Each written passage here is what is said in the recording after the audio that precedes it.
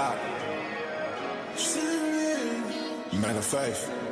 If you woke up this morning and that's a victory, being of this world ain't did shit for me. Cause that's his story, not my history. Seeking the Father to get a sense of me. Got my mind on the kingdom, I see it vividly. Better guard your mind, protect your energy. Gotta cleave to your word, that's my remedy. Gotta cleave to your word, that's my remedy. Spirit of life got us stood on our feet. Don't be deceived, they got a heart full of deceit. We daily oppressed, so we mourn and we weep. Just a messenger, Yahweh is God in my speech. We thankful just to make it through the weekend. An honorable man, it's not in season. Demands of the world got us drowning in the deep end. Hear the good news, salvation close. No time to boast, gotta be humble and hope. Even the devil shake and tremble, knowing this time is short. Make sure that my election is sure, and every nation go bow with their heads to the floor. Ain't no time for setbacks, stay covered in these laws. If you woke up this morning and that's a victory, being of this world ain't did shit for me. Cause that's his story, not my history. Seeking the Father to get a sense of me. Got my mind on the kingdom, I see it vividly. Better guard your mind, protect your energy. Gotta cleave to your word, that's my remedy.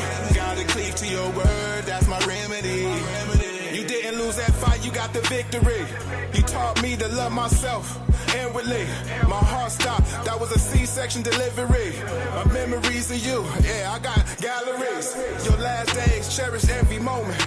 Every spirit gotta leave and pass over. No more crooked doctors and cold shoulders. Overcome this world, physician with lies. Toss that dirt on you, give me the reason to try. Yahweh give you wings now, teach me to fly. I can't forget that last tear coming down your eyes. This body just a shell, it's what's dwelling inside. One day at a time, I'ma take it with strides. If you woke up this morning and that's a victory, being of this world ain't did shit for me. Cause that's his story, not my history. Seeking the Father to get a sense of me. Got my mind on the kingdom, I see it vividly. Better guard your mind, protect your energy. Gotta cleave to your word, that's my remedy. Gotta cleave to your word, that's my remedy.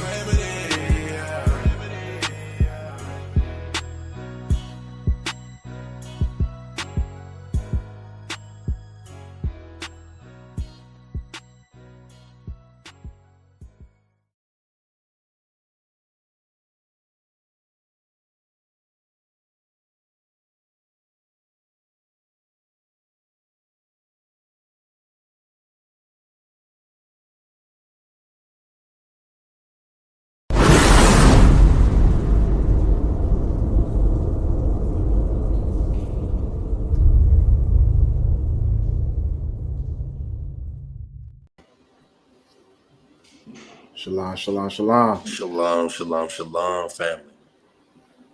How everybody doing out there? Hopefully everybody having a blessed Saturday afternoon. Today we're going to go into some good information, going into anger, how to keep patience in these last days.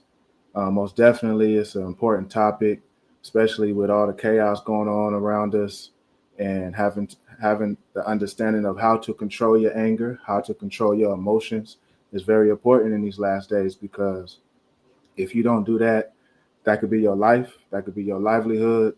And most definitely we want to be here to be here for our families and our kids and not make the wrong mistakes to prevent us from not being able to provide for our families. And most definitely our emotions can get in the way of that.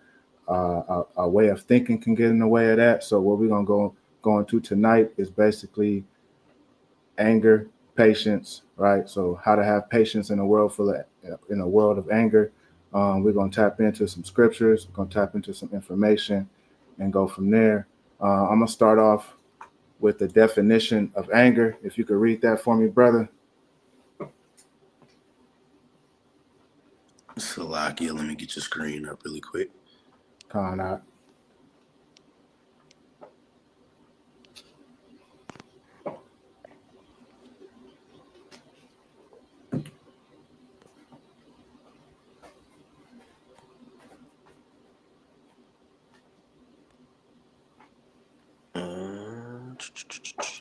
A strong feeling of annoyance, displeasure, or hostility.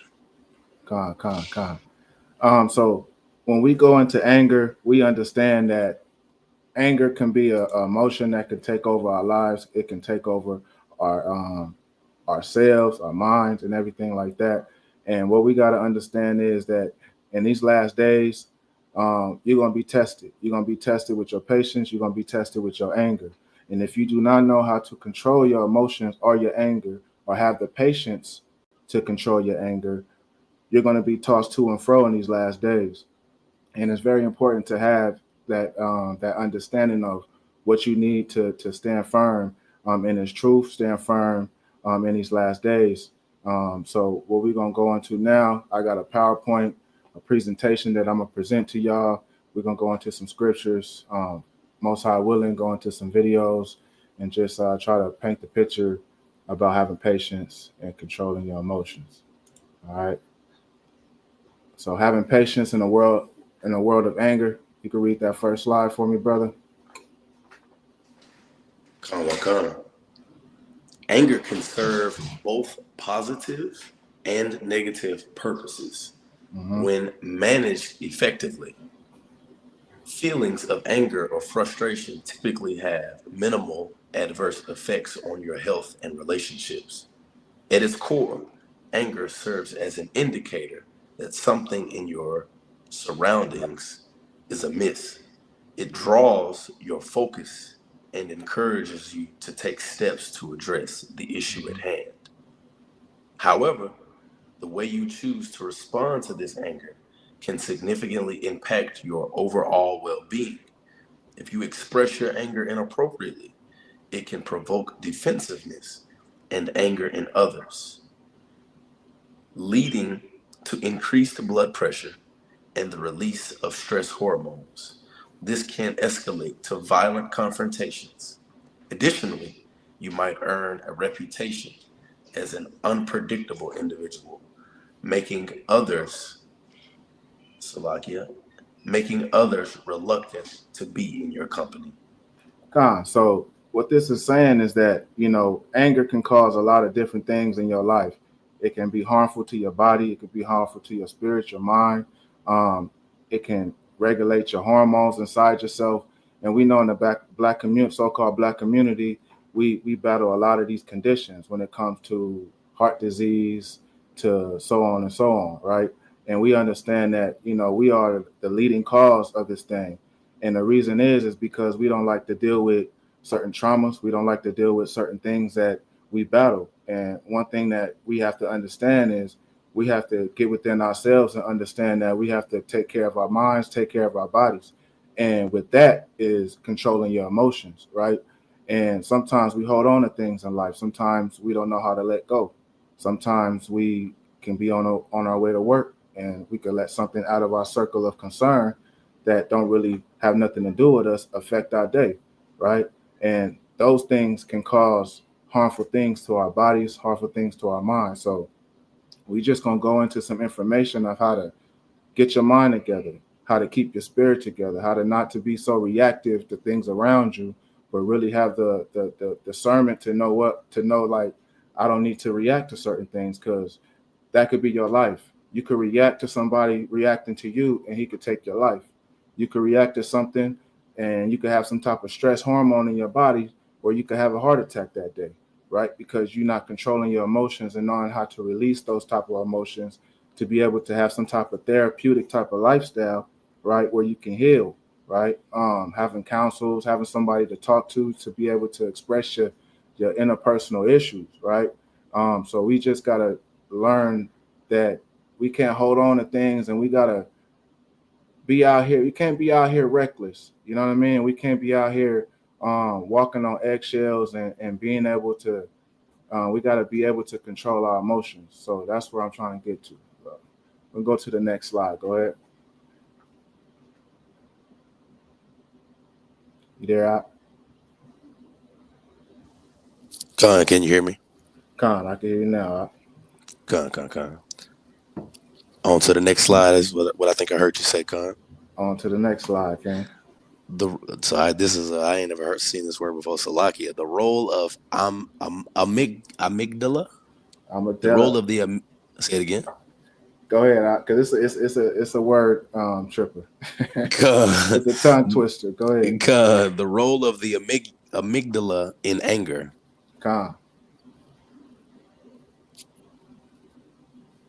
Emotions originate in the amygdala, an Mhm. almond-shaped region of the brain, often referred to as part of the primitive or old brain.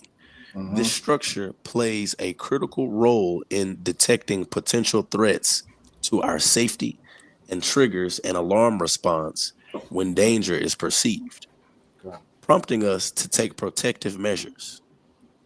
The amygdala's responsiveness is so rapid that it can initiate reactions. Slovakia, before the prefrontal cortex, the more advanced region of the brain responsible for reasoning and decision making, Con. has a chance to assess the appropriateness of our response. So there's a part of your brain that controls the way you respond to certain situations in your life, right? And there's some situations that you might not have control over, and there's some situations that you have control over. We're gonna continue reading. Go ahead. Essentially, our brains are wired to provoke immediate action, often bypassing a rational evaluation of the possible outcomes. While this instinctual response is not an excuse for poor behavior, since individuals cannot Salakia, since individuals can and do manage their aggressive tendencies, it's important to recognize that effectively handling anger is a skill that can be cultivated through practice. Right. So, we grow up in a community where where we was taught that it's okay to act a certain way, maybe be reckless, be impulsive, right? And the older you get, the more you come into this truth, knowing that who you are, knowing that you're an Israelite, you got to manage yourself in a different way, right? You can't act how act out how you used to act out. You know what I'm saying? How we was taught in our communities, in the ghettos and the slums and so on. So we can learn through the Bible, learn through the prophets, learn through our ancestors that we can control our anger and we can practice these type of methods where we can control our emotions. Because like I said, it's your life is dependent on it. Your health is dependent on it. And if you do not take control of that, you could be wiped out, and you want to be here for your family, you want to be here for your kids. And without knowing how to manage your emotions, you're going to be destroyed in these last days. So That's a fact. you can cultivate those type of practices, which is waking up every day and practicing certain type of therapeutic lifestyles, going on walks, breathing methods, breathing exercises, getting into some type of karate, yoga, so on, whatever you can do to kind of relax yourself in these last days, because you're going to need it, especially going on into this workforce, into the world. And, Esau is really working as hard, and we don't have time to really ease our minds. We so stressed out about maintaining bills, stressed out about providing for our families, that we don't ever give back to ourselves. And we got to love ourselves, and if you don't love yourself, you can't love others around you, right? If you destroying yourself, you can't love nobody around you. You dying in the inside, quietly, right? So we just got to understand that we got to practice these safe measures to protect ourselves and our mental health. All right, and we're gonna go into the effects of anger. Okay, and you can go ahead and start reading that.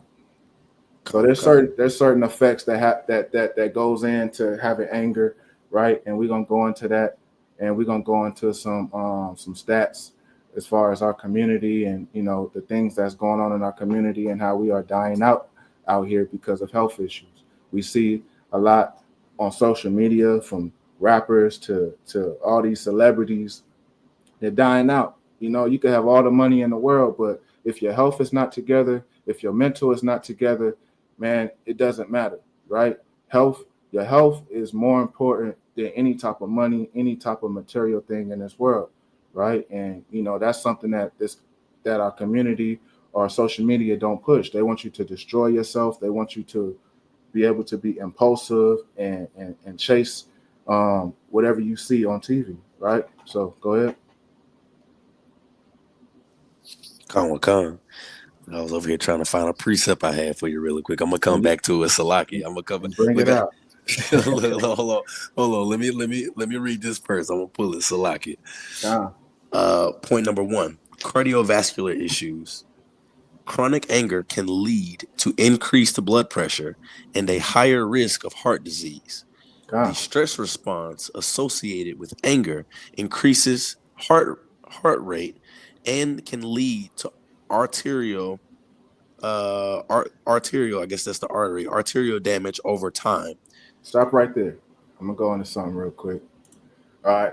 So this is a diagram showing the distribution of the 10 leading causes of death among the Black U.S. residents. This is from 2020 to 2022. Obviously, it's probably has risen since 2025. So it's in 2025, right?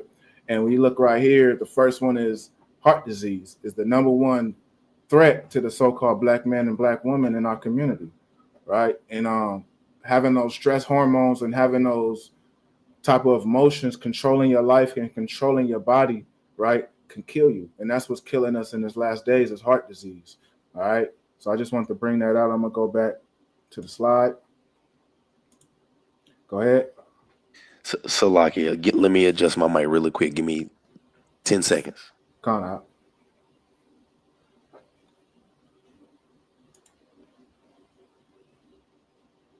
So we have to take control of our health. We have to take control of our life and stop letting social media, stop letting the outside influence or things outside of our circle of concern to affect us. There's certain things that we could control and there's certain things that we can't control. You know what I'm saying? And sometimes we got to let the Most High take control and really do his work, and know that we got life to live, man. We got work to do. And, we gotta stick around for this thing, man, and keep living. And our mental health is very important, and to have patience in these last days and control your emotions is very, very needed. You know what I'm saying? And we're gonna keep this thing rolling. Can I be heard? Much better. That's better. Much better. All praises. Hey, that really quick. That precept right quick was this is one of the classics in the book of Sirach, or Ecclesiasticus, chapter 30 and verse number. Let me just get a little context at number 14. It says, "Better is the poor being sound and strong of constitution than a rich man that is afflicted in his body."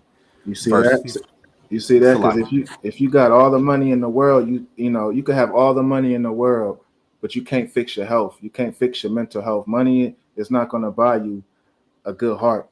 You can't go and buy you a new heart. You can't go and buy you some new organs, some new livers, a new mind. You can't do that, right? Keep going. Verse 15, "Health and good estate of body are above all gold, and a strong body above infinite wealth." You see that? Scriptures don't lie. You can read 16. Verse 16, "There is no riches above a sound body, and no joy above the joy of the heart." You see that? And if you read one more, it says, "Death is better than the bitter life of a continual sickness." So if you want to continue to live in sickness and not get yourself together, it's better to be dead out here than to be living. You get what I'm saying? Bring that out. Yeah, I had to grab that really quick. So like it. Yeah, right on time. And if you got more, bring it out. You can keep reading now. Point number 2, mental health disorders. Persistent anger can contribute to mental health issues such as depression, anxiety, and stress-related disorders. It can also lead to difficulties in relationships, which may further exacerbate mental health problems. Mm-hmm.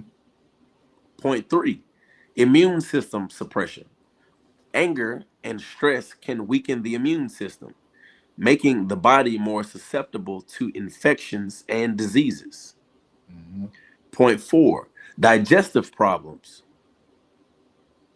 Anger can affect digestion, leading to issues such as stomach aches, acid reflux, and irritable bowel syndrome. Mm-hmm. Point 5, muscle tension. Muscle tension and pain. Anger can cause muscle tension, leading to chronic pain conditions, headaches, and migraines. Con, you ever wonder why you wake up, with headaches and migraines, like they just don't go away? That migraine lasting for weeks. You know what I'm saying? Because you're stressing and you're not letting go and you're not putting it in the Most High hands. Keep reading. And Salaki, and that's a fact. Like, and to connect it to a point you was making earlier, we consumed in the daily life of just running. The worldly term for it is being caught up in the rat race. You know what I'm saying? Just running. And so your mind is always racing to that last point. Your mind is racing, going. You're stressed out. You're having migraines and things of that nature because you don't slow down to reset your mind and your body. Yeah, you so stressed out about providing on your way to provide. You stressed out trying to get there. You know what I'm saying? Like I see it a lot of times. People on the freeways just driving crazy, trying to rush to these jobs, but they don't have no patience. You know what I'm saying? So it's like we in a world where, no patience, but they want a quick fix. You know what I'm saying? Right. And nobody really want to work on themselves. You know what I'm saying? But really want to rush to the jobs and risk their life for these Edomites, man. You know what I'm saying? You better have patience in these last days. Recently in my city, Kansas City, we recently had a major snowstorm.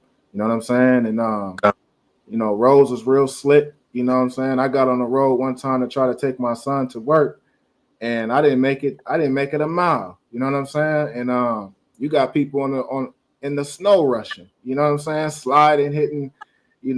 Sliding all in the ditches because they were speeding. You know what I'm saying? So, regardless of what conditions these that be out here on the everyday, on the roads, people don't care. You know what I'm saying? Don't care to risk their lives. They don't care to, not to make it home to their families. You know what I mean? So we just gotta be patient out here and slow down, and not risk your life to try to provide or please these Edomites, you know what I'm saying? Because you got a family and you got people that love you when you get home. You know what I'm saying? That's a fact. Yeah.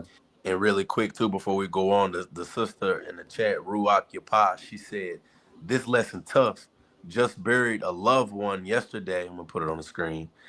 Just buried a loved one yesterday from a heart attack. She was only 39. Wow. I'm sorry to hear that, sis. That's very that's tough. young. That's very young. She had a lot of life to live, and that's why we just gotta utilize the brotherhood and the sisterhood and open up, and that's one thing about Rum Gadol Gabarium is that it's a safe space for brothers to really let their guards down and express themselves. In these last days, you gotta have somebody to talk to, you gotta have somebody you can express to, but also we need some type of therapeutic lifestyle where we can heal from these past traumas, because a lot of it has to do with childhood traumas, going through things, being oppressed in these last days. You know what I'm saying? And it's very hard on our minds to try to provide and maintain and have a good, healthy lifestyle, eat correctly. And, they're killing us through the foods, Right. So it's like we're really getting attacked from every direction. Satan trying to attack us through every direction, right? So we got to really get things together, man, and come together also so we can have a safe space for us to express ourselves and talk about our issues, right? Con. Get back to the let's get it out. I believe it was on point number 6. Anger can cause most. Yep. I think you're on 5. Yeah, we'll read 5 again. Point 5, muscle tension and pain. Anger can cause muscle tension, leading to chronic pain conditions. So like your pain conditions, headaches, and migraines. God. Point 6, sleep disturbances. Individuals who struggle with anger may experience insomnia or disrupted sleep patterns, which can lead to further health complications. God. Point 7, substance abuse. Some individuals may turn to alcohol or drugs as a way to cope with anger, leading to addiction and additional health issues. You know, we see that in our community every day. You know, substance abuse. You know, I don't know where you live at, what part of the city or what part of the states you live in, but I'm pretty sure there's still are people on drugs. There's still are people, you know, consumed in alcoholism because they're not dealing with their traumas and dealing with their anger.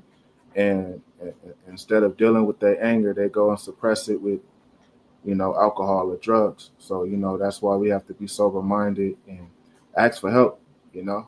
I mean, we just got to ask for help, you know what I'm saying, and stop letting that pride get in the way of our growth, right? And you know that's in the part of the American culture too, right? You know, you have a long hard day. You know, you see it in the TV shows and things like that. Eddie had a long day at work. You know, his boss Al pissed. Excuse my French, upset him. You know what I'm saying? And so he gonna come home and he gonna crack a beer open or have a whiskey. You know. And come home and just be angry. You know what I'm saying? Right. Unhappy. You know? Reveling in his anger, and it spills over to his family life and with his kids and so on. You know. So, point number 8: risky behaviors. Anger can lead to impulsive decisions and risk-taking behaviors that may result in physical harm or accidents. Managing anger through healthy coping strategies such as mindfulness, exercise, therapy, and effective communication can lead it can help mitigate these health risks. If someone finds it difficult to manage their anger, seeking professional help can be beneficial. Right, or seek some counseling, right? If you're having troubles with coping with your mental health or coping with your emotions or dealing with your anger or dealing with a lack of patience, right? You know, maybe you need to find some type of mindfulness, find a certain exercise that you can do, you know what I mean, that can help you in your life. Recently, I, started karate, and that helps me out. You know, that manages my stress. When I go to practice twice a week, be able to punch a bag, to be able to, you know, stretch and do certain movements, breathing techniques. It helps me out. You know what I'm saying? And on my everyday life, when I wake up and go to work, you know, I had a nice therapeutic workout. You know what I'm saying? To be able to attack my day and not let these Edomites, you know, send me off to, you know, to flash on one of them. You know what I mean? So we just got to find techniques and certain things and strategies to help us in these last days, you know, because it's very important. You know what I'm saying? Our mental health is very important. You know, if you go crazy, you know, you can't help nobody else. And the whole purpose of this thing is to wake up Israel and bring them into this truth. And we got to get ourselves together before we can get the nation together. You know what I'm saying? And that's a fact. That's where it starts, you know, and hopefully this can help somebody and edify somebody out there, or maybe you could send it to somebody that's battling with anger or suppressing their emotions, you know, and you know what I'm saying? So just pray for your loved ones. If they're going through some type of issues like this, just pray for them and, you know, try to help them out through the process. All right. I'm going to go through some videos real quick, just touching on what we just talked about and go from there. All right. Excuse this Edomite, you know, he uses some cuss words a little bit, you know, bear with him.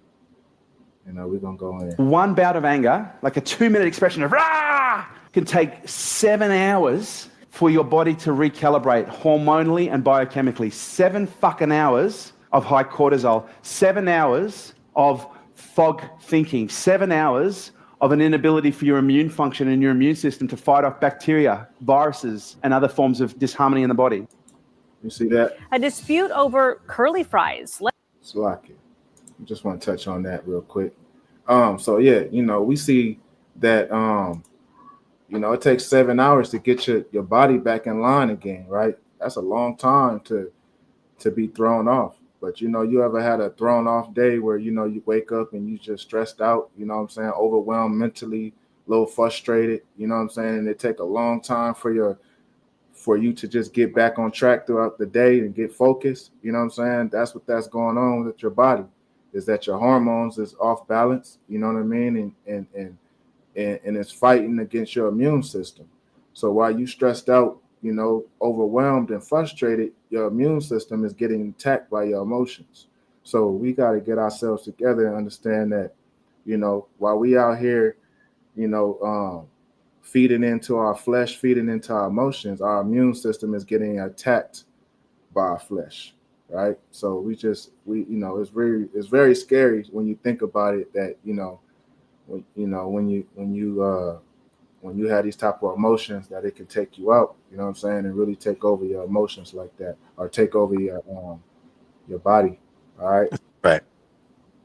Just want to play that one more. One bout of anger, like a 2-minute expression of rah, can take 7 hours for your body to recalibrate hormonally and biochemically. 7 fucking hours of high cortisol, 7 hours of fog thinking, 7 hours of an inability for your immune function and your immune system to fight off bacteria, viruses, and other forms of disharmony in the body.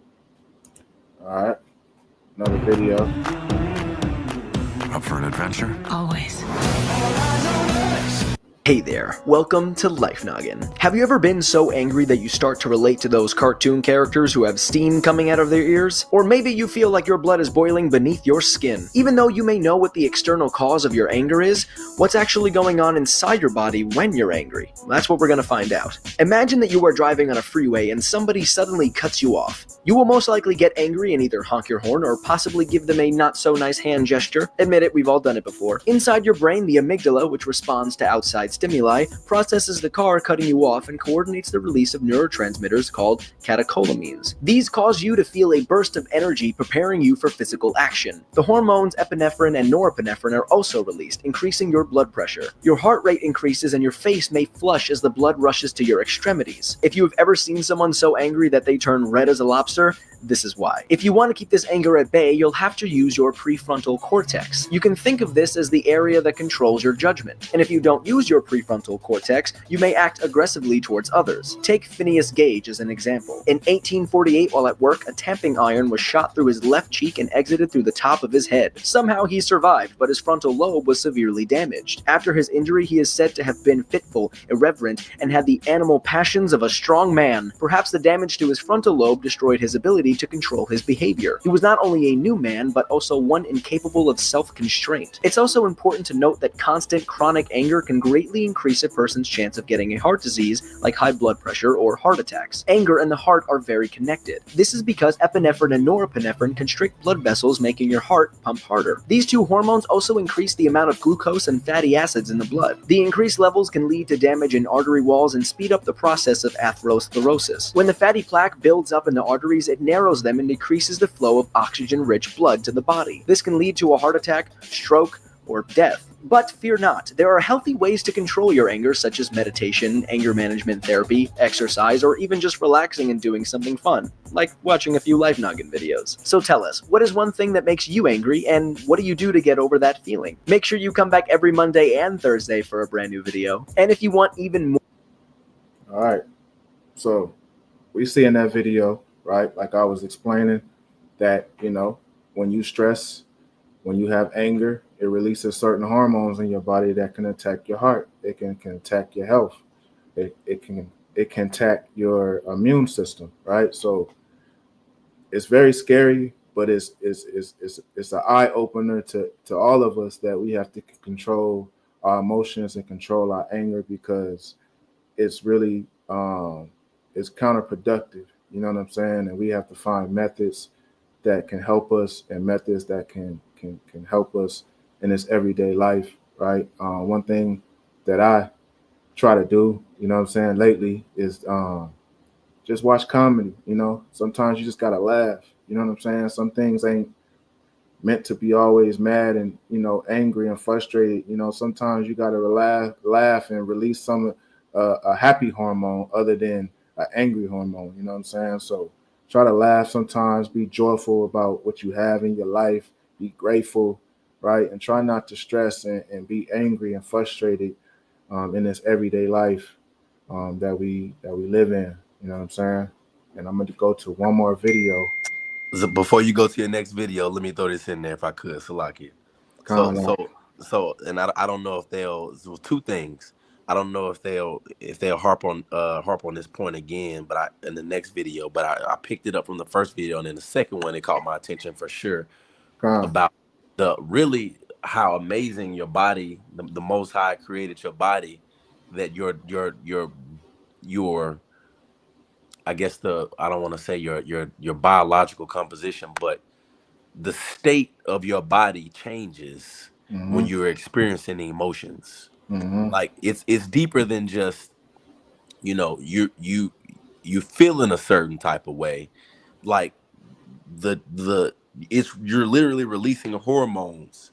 You're releasing different, your body's releasing different signals and things of that nature all throughout your body, or all throughout your brain, and so on and so on and so forth. But that's an amazing aspect of the creation, first of all. And also my other point was just this precept to what you was just saying. This is Philippians chapter 4 and verse 8. It says, "Finally, brethren, whatsoever things are true, whatsoever things are honest, whatsoever things are just, whatsoever things are pure, whatsoever things are lovely, whatsoever things are of a good report, if there be any virtue, and if there be any praise, think on these things." Right? So that's to the point of putting your mind on things that lift you up. Like you said, sometimes you need some comic relief. You have to unscrew the pressure valve and reduce the pressure a little bit, because it gets a little tight sometimes in this walk, in this life. You know, even if you're not in this walk, just in life, you know, life will beat you down and have you stressed. So it's important to do things of that nature. Turn on a comedy special, or just go, like you mentioned earlier, go outside and just enjoy the creation of the Lord, you know, and be at peace, or enjoy the peace of nature. You know, to let the sun beam down on you. You know, let the wind hit your face, you know, and just reset, you know. Right, and that's why it's important to lay all your burdens down. You know what I'm saying? Like the scriptures say, lay your burdens down unto the Most High, because the Most High is the one that's going to fight behind the scenes to make things open up and heal certain things in your body and wipe away certain mind states that you have. You get what I'm saying? And he's in control of all that. So we must lay our burdens down on the Most High and let him take the driver's seat, you know, and a lot of this stuff that's happening in the world we can't control, right? But the Most High is in control of all things, you know what I'm saying? And we have to let him do his work, right? Lay your burdens down, seek the Most High, talk to the Lord, let him know what's going on in your life, because he's going to guide you and heal you in these last days. There's nobody else that's going to heal you in this world but the Most High. This word, these scriptures, right, is what's going to help you endure and have patience in these last days. So just put your burdens on the Most High, and he's going to guide you and give you what you need to endure, right, and give you sound body and sound mind. All right. Kawakan. Where I wanted to go. Yeah, okay, right here. All right. So this is a slide, you know. There's a book that I read. It's called let me get to my screen. I don't know if everybody can see this. This is one of my favorite books right here. It's that Stephen Covey. Yeah, the the 7, can't even read backwards. The 7 habits of highly effective people. You know, it's the powerful lessons in personal change, and it talks about your focusing on things in the circle of your concern and things out of the circle of concern, right? And there's certain things that's going to come in your life that might happen on your everyday life, and you cannot control, right? So we got to understand that there's going to be things of circle of concern. It says wide range of concerns of which we have no control over are the outcome. So there's going to be things that we just don't have control over. You can't control how a person drives. You can't control how, you know, your supervisor or your manager treats you, right? You can't control how somebody reacts in the store or bumps into you or do certain things, but you can control how you react to certain situations so you won't take yourself there. Because if you do, you don't know what that other person on the other side of that car can do, right? That person might have a gun and, you know, shoot you because you got some type of road rage that morning. All right. And just me talking about that, I just want to just play this video real quick. Going into that. Hi, I'm Dustin, and this is Nathan with Drive Fast USA, Omaha's new Buy Here, Pay Here headquarters. Bad credit doesn't matter at You know, this is a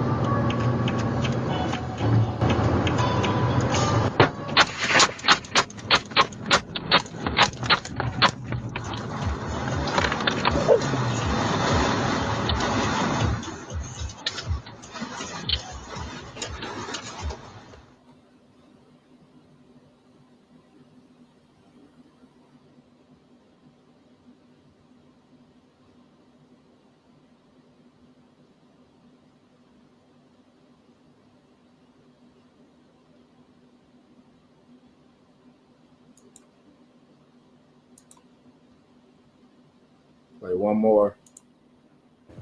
A dispute over curly fries led to this, a shooting at a Houston fast food drive-thru. It was all caught on camera.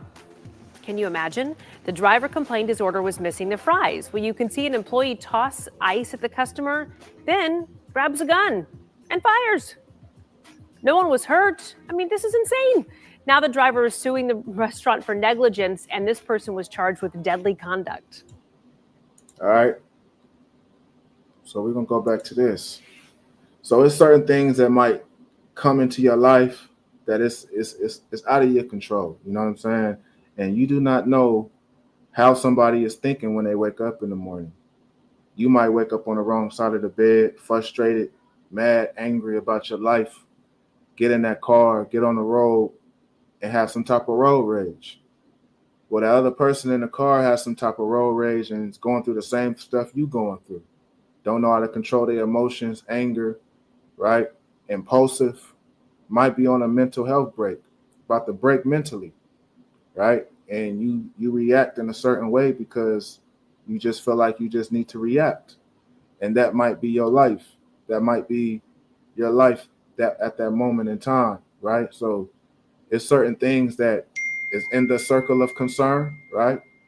That you can't control. But your emotions you can control by practices, by meditation, by healing, by opening it up to someone and asking for help. All right. And we go to this other one, the second one, it says circle of influence. The concerns we can do, Salakia, the concerns we can do something about. We do not have control over the outcome, but can influence it with what we are able to control, right? So we can control by getting proper rest. We can control by meditation, putting our burdens down, talking to the Lord, praying. These are the things that can be in the circle of our influence. Being able to have a body of people you can relate to, right? Be able to go on YouTube and watch certain videos. Like this is in your immediate influence that can help your life out to better you, to get you to a certain point, to heal you.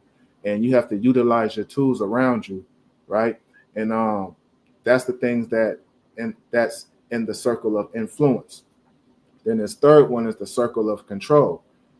What we can do directly control our impact through your thoughts, words, and actions. So the things that you meditate on, the information that you read, the videos that you watch can influence the way you react, right? The certain music you listen to, a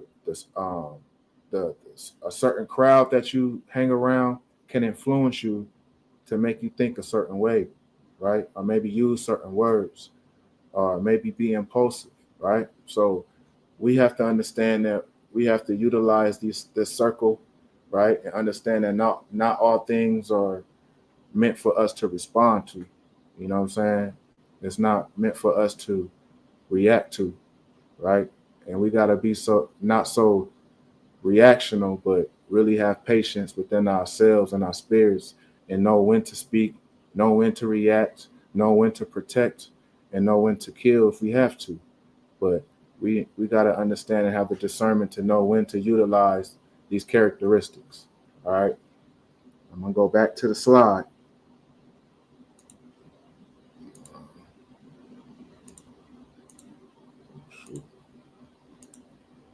Hold on. Here we go. All right. It says your outlook will become your response. All right. You can go ahead and read that out. This is Matthew's Gospel, chapter 6, and verse number 22. Mm-hmm. The light of the body, Salakia, the light of the body is the eye. If therefore thine eyes be single, thy whole body shall be full of light. Right. So what you consume and the things that you consume can either be light or darkness inside your mind and your body, right? If you meditate on positivity, then positivity will go into your mind. Positivity will be inside your body per se. And when you react to certain situations, that's your perspective on the things outside of your mind, right? So whatever you consume and whatever you entertain, that's how you're going to respond, right? And if you're consumed with emotions, you entertain your emotions, then you're going to respond emotionally, and that's going to bring you into darkness, and it's not going to be no light inside your body. Keep reading. Verse 23, but if thine eye be evil, thy whole body shall be full of darkness. Read that one more time. But if thine eye be evil, thy whole body shall be full of darkness. Right. So that's speaking on the negative thinking, right? If you think negative all the time, if you have this negative way of approaching life, a negative way of approaching situations, a negative way of approaching your emotions, right? Then your whole body is going to be negative. The way you react to certain things is going to be negative. Your perspective on life in general is going to be in darkness. And when you're walking in darkness, you cannot see, right? You know, the scriptures say, my people are destroyed for a lack of knowledge. We are the congregation of the dead, meaning that we are blind. We don't know which way to go, right?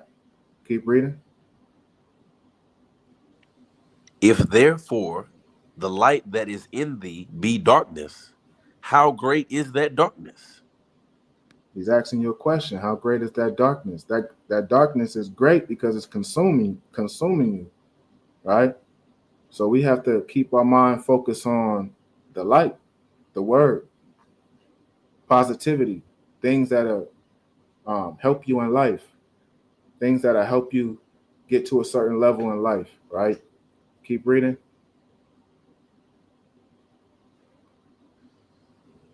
It says, the eyes are the light source of your body. The same way the sun is the light source for the earth. By day, Slacky. The same way the sun is the light source for the earth by day.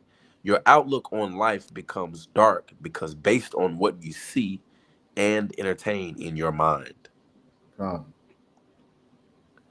And stop right there. And I'm gonna go into some more information. Give me a second.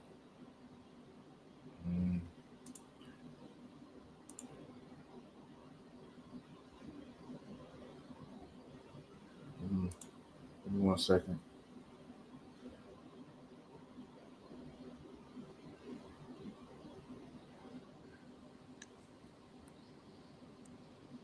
All right. So this book is called The Atlas of Anatomy. And I'm just going to basically clarify or, put it in a scientific term of what we just read in Matthew. This is the book. Just go to the front. Atlas of Anatomy. And we're going to go into talking about the eye and how you perceive things in a scientific way. You can read this first part out, and then I'll bring it back up. Start as the somatic and autonomic. Khan. The peripheral nervous system has two main divisions: the somatic nervous system, which is under our conscious control, and the autonomic system, which is under unconscious control. Mm-hmm. The somatic system has a dual role.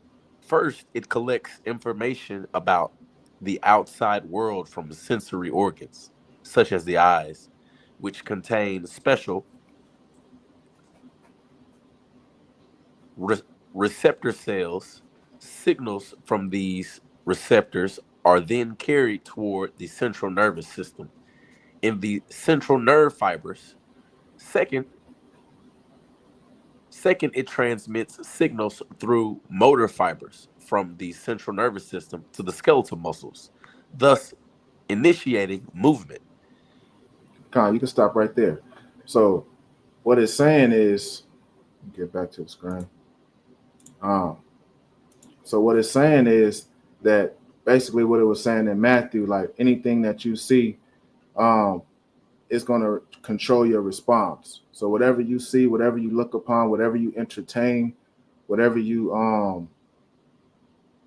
like I said, entertain, look upon, it's going to consume your mind. It's going to go into a certain part of your brain. And that's how you respond to certain things. It'll be your outlook on life, right?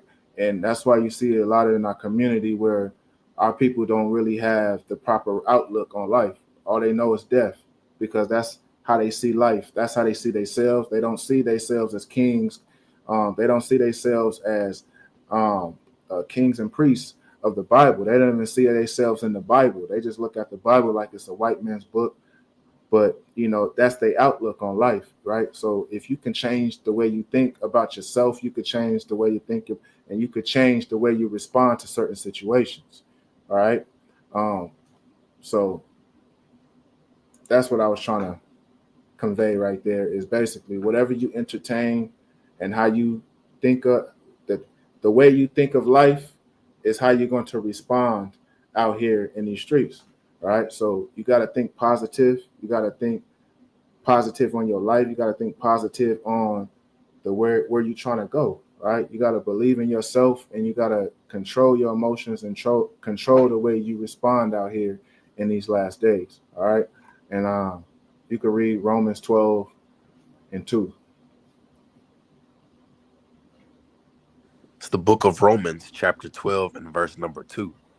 And be not conformed to this world, but be ye transformed by the renewing of your mind, that ye may prove what is that good and acceptable and perfect will of God. So you got to change the way you think. You got to change the way you respond. You got to change the way you approach yourself. You got to heal, and in order for you to heal, in order for you to change anything in your life, is that you got to change the way you think. You got to change your paradigm, and you got to really reconstruct your thoughts and your actions. But it starts with the way you think and how you perceive life. And you got to think positive. And if you have a negative mentality, negative things will happen to you, and negative things will happen to your body. Like I said, like we were saying earlier, that, certain emotions attack your immune system, and it could take you out and give you a heart attack, you could die of a stroke, so we just got to protect our health, protect our minds, but really renew our minds in these last days and be transformed, what I'm saying? And the only way we're going to be transformed is by getting into this word and having a relationship with the Lord and putting our burdens down when we are stressed, when we are frustrated, and put it in the Most High's hands and let Him take control. All right. So we're gonna move on. Be slow to anger, and got a few scriptures. We're gonna knock these out and get to the finish line.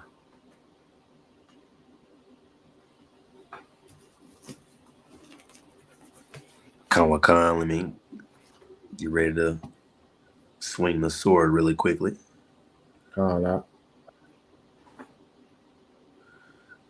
This is the book of Nahum, chapter 1 and verse number 3. Mm-hmm. The Lord is slow to anger and great in power, Mm-hmm. and will not at all acquit the wicked. The Lord hath his way in the whirlwind and in the storm, and the clouds are the dust of his feet. All right, so we understand that the Most High is the God of war. We understand that He's a man of war, but also He's a merciful God. You understand? And He has compassion. He doesn't want to destroy us. He doesn't want to destroy you, but He really wants to help you out. He wants to guide you, right? And that's why He's slow to anger, right? Just same way how we have children in our household, we can't teach them with anger. We got to teach them with love, but at the same time, be firm on how we approach them. You know what I'm saying? So that's why we have to be slow to anger, because there's somebody out there that's you might can help. You know what I'm saying? So the Most High is slow to anger. You have to be slow to anger and keep going. All right. Go to Proverbs 14 and 29. And really quick, right quick to that point of, it being somebody to someone that you can help. You don't know how the way that you carry yourself impacts the way that people view you and view this truth and view the Most High. You can ruin your whole testimony of the Most High through flashing out on somebody. They think to themselves, wow, this is how the people of the book conduct themselves.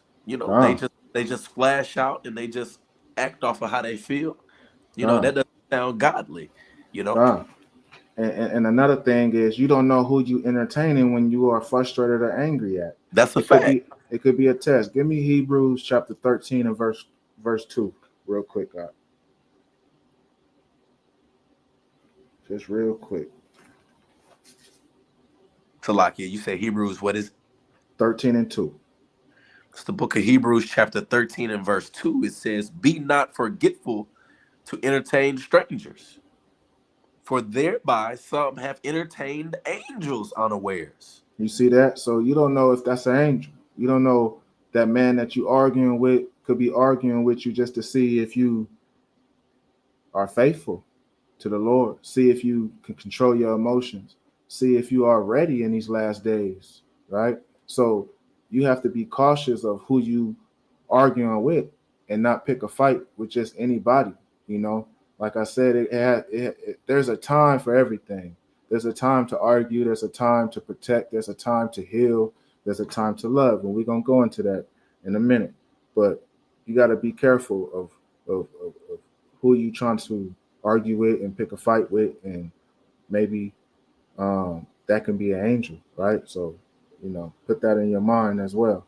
All right, go ahead out. You can go to Proverbs, or you go to Ecclesiasticus 7 and 9.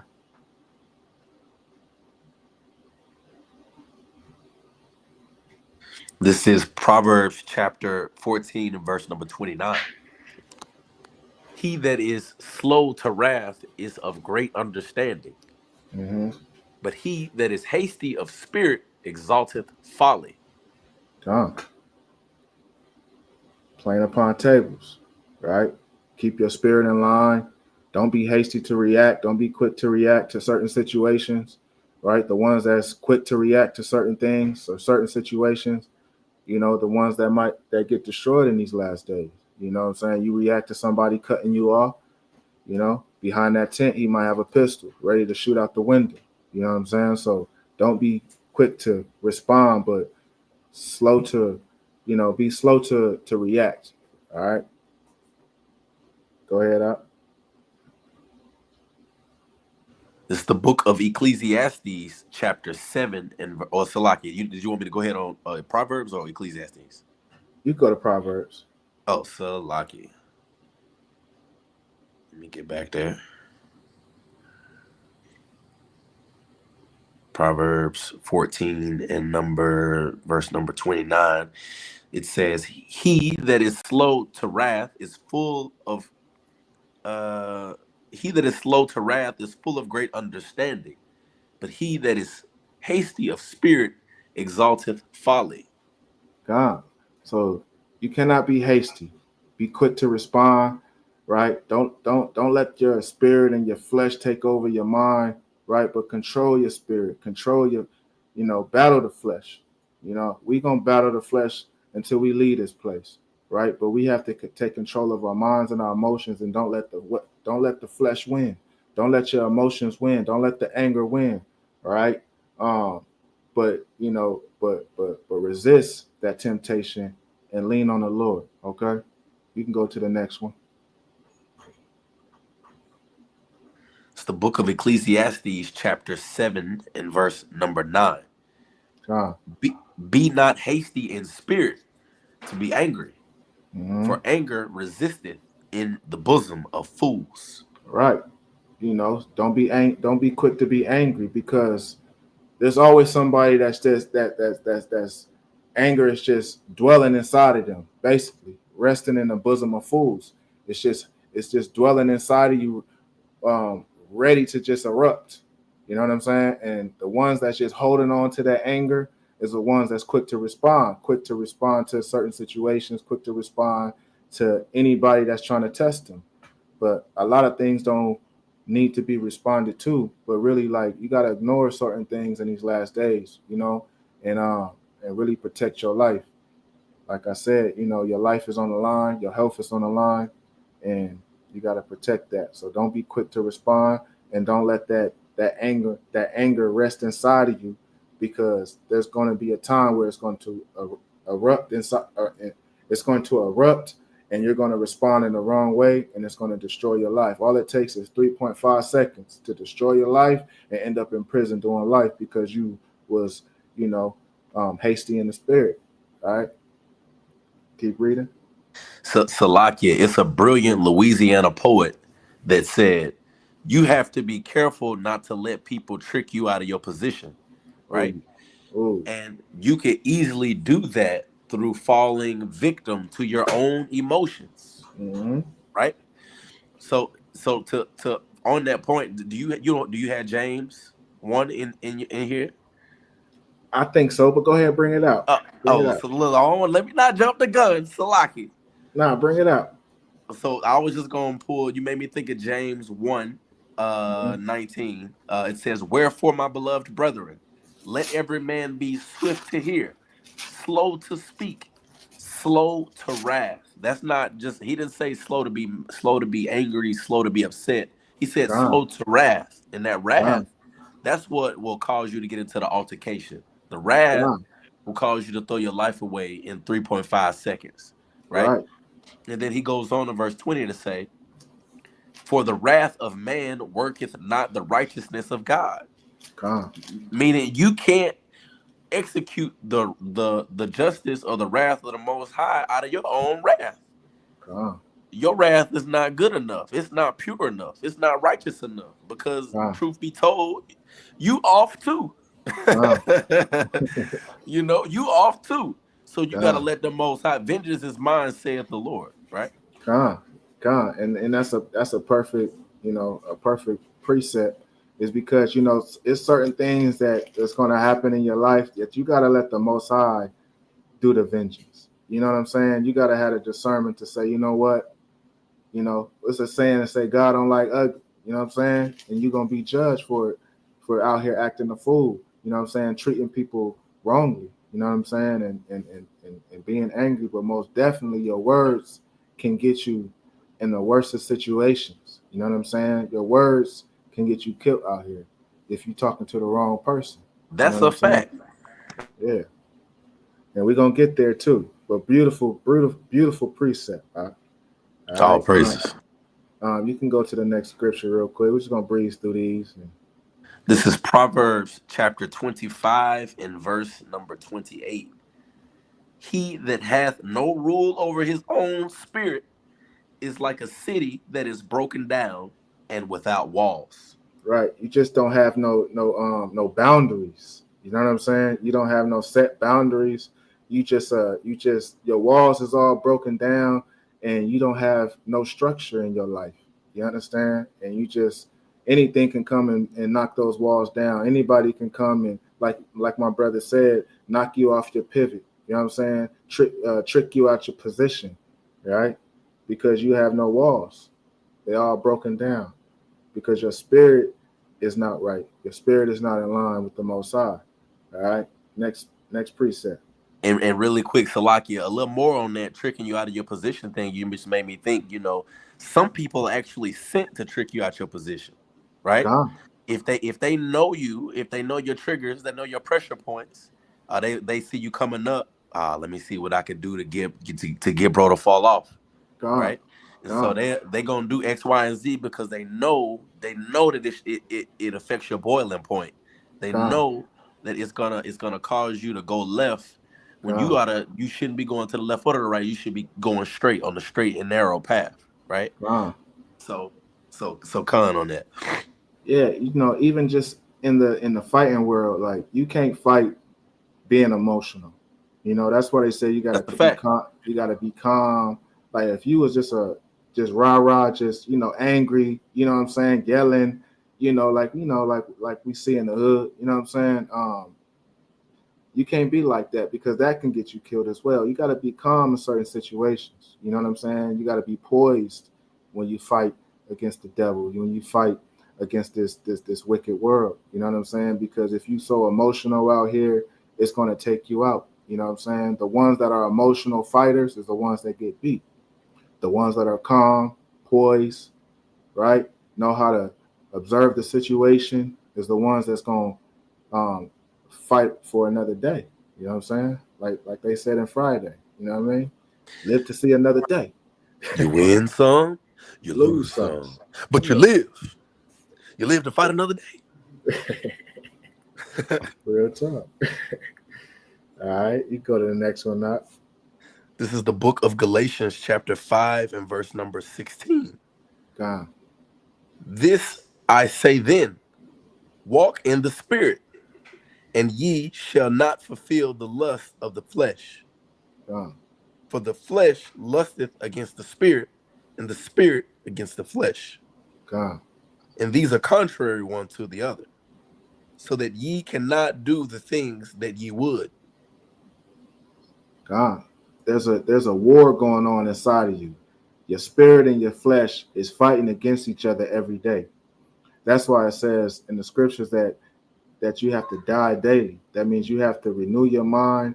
You have to peel that old man off in these last days, right? But your spirit and your flesh is fighting every day, right? And if you don't take control of this fight and really be poised in this fight and know how to maneuver in this fight, bob and weave in this fight, you know what I'm saying, you're going to be taken out.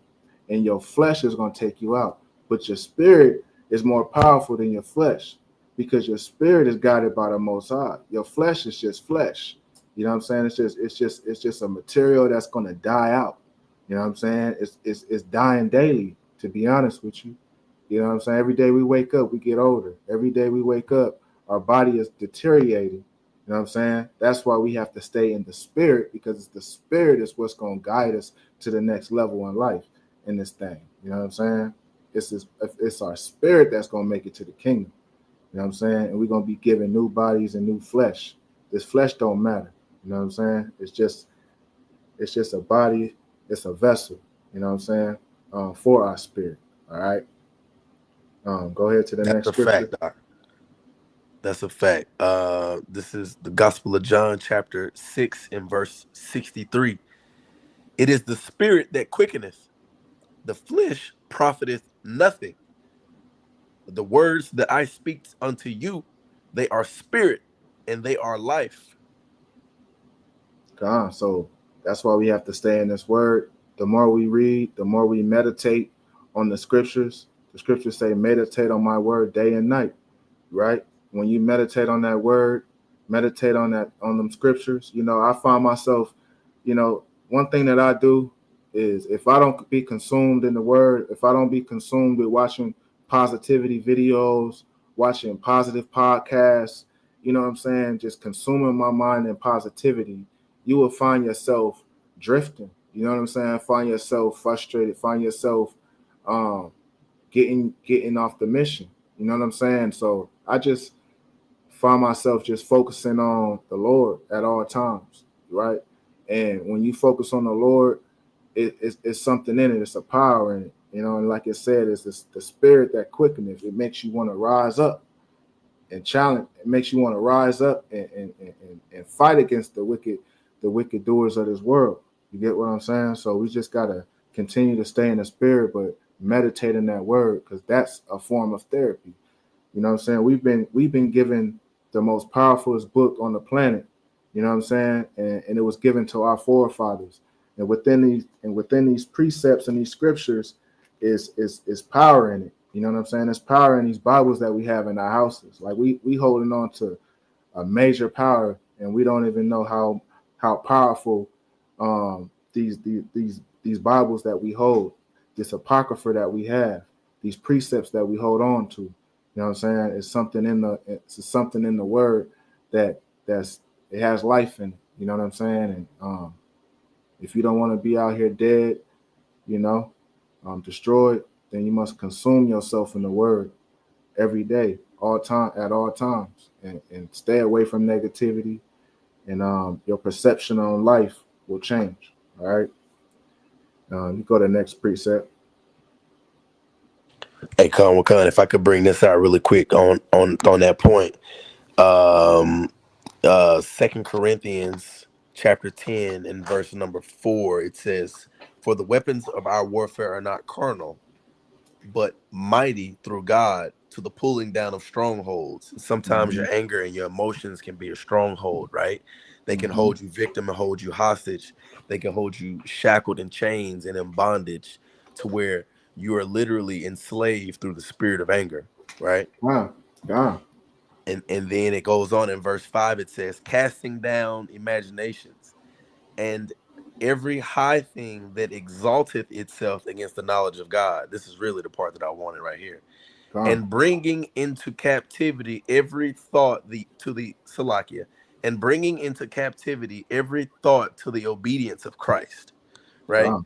So that anger, unless it's a righteous anger, right? You got to bring that into the obedience of Christ. You got to bring that thought into the captivity of Christ, because you got to check yourself and see, like, from the it was a saying in the world, or in Christianity, you wear the little bracelet, WWJD, what would Jesus do, right? But you kind of make fun of them in a certain sense for that, I guess. But when you look at it, that's really a powerful question. You know what I'm saying? How would Christ conduct himself in this situation? Is Christ finna like you showed the video? Is Christ about to pull out the 9 in traffic and start busting at somebody driving by because they didn't let him over? God. That's not how Christ gonna operate, right? Wow. So I just wanted to bring that out really quick. Powerful. I appreciate that. That's powerful. And how many precepts we got? We almost there.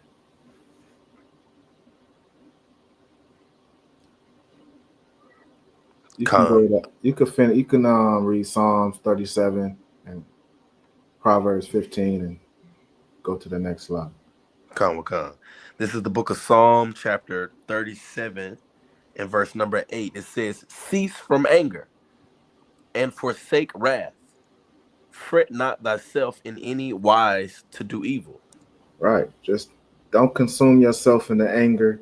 You know what I'm saying? Forsake wrath. If you feel yourself angry, frustrated, you feel like you're about to tear up something, you know what I'm saying? Forsake that, and flee from that, and pray about it, and really reach out to somebody. Don't suffer in silence, but reach out to somebody that you could talk to that can help you and guide you and give you some type of wisdom, knowledge, and understanding. It's always you always need at least one person in your life that you could talk to about personal and deep things. You know what I'm saying? Don't hold on to that interpersonal struggles, but really express it. You know what I'm saying? And get it out. You can go to Proverbs 15:8. Con, that's a fact, and that's why brotherhood is so important, and being a part of an organization that'll hold you accountable, right? Most definitely, King. This is Proverbs chapter 15 and verse number 18. A wrathful man stirreth up strife, but he that is slow to anger appeaseth strife. Come on, playing upon tables. We're gonna go to this next slide. Con. All right. Recognizing emotional triggers. And read that out. The first step in mastering your emotions is to identify your triggers and learn how to manage them. These triggers are often tied to past experiences or deeply held beliefs about ourselves and the world around us. For instance, a conversation may evoke feelings of anger or resentment. However, it's crucial to remember that these emotions don't always reflect the current situation or reality.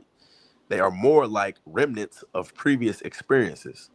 Realizing this can be incredibly liberating.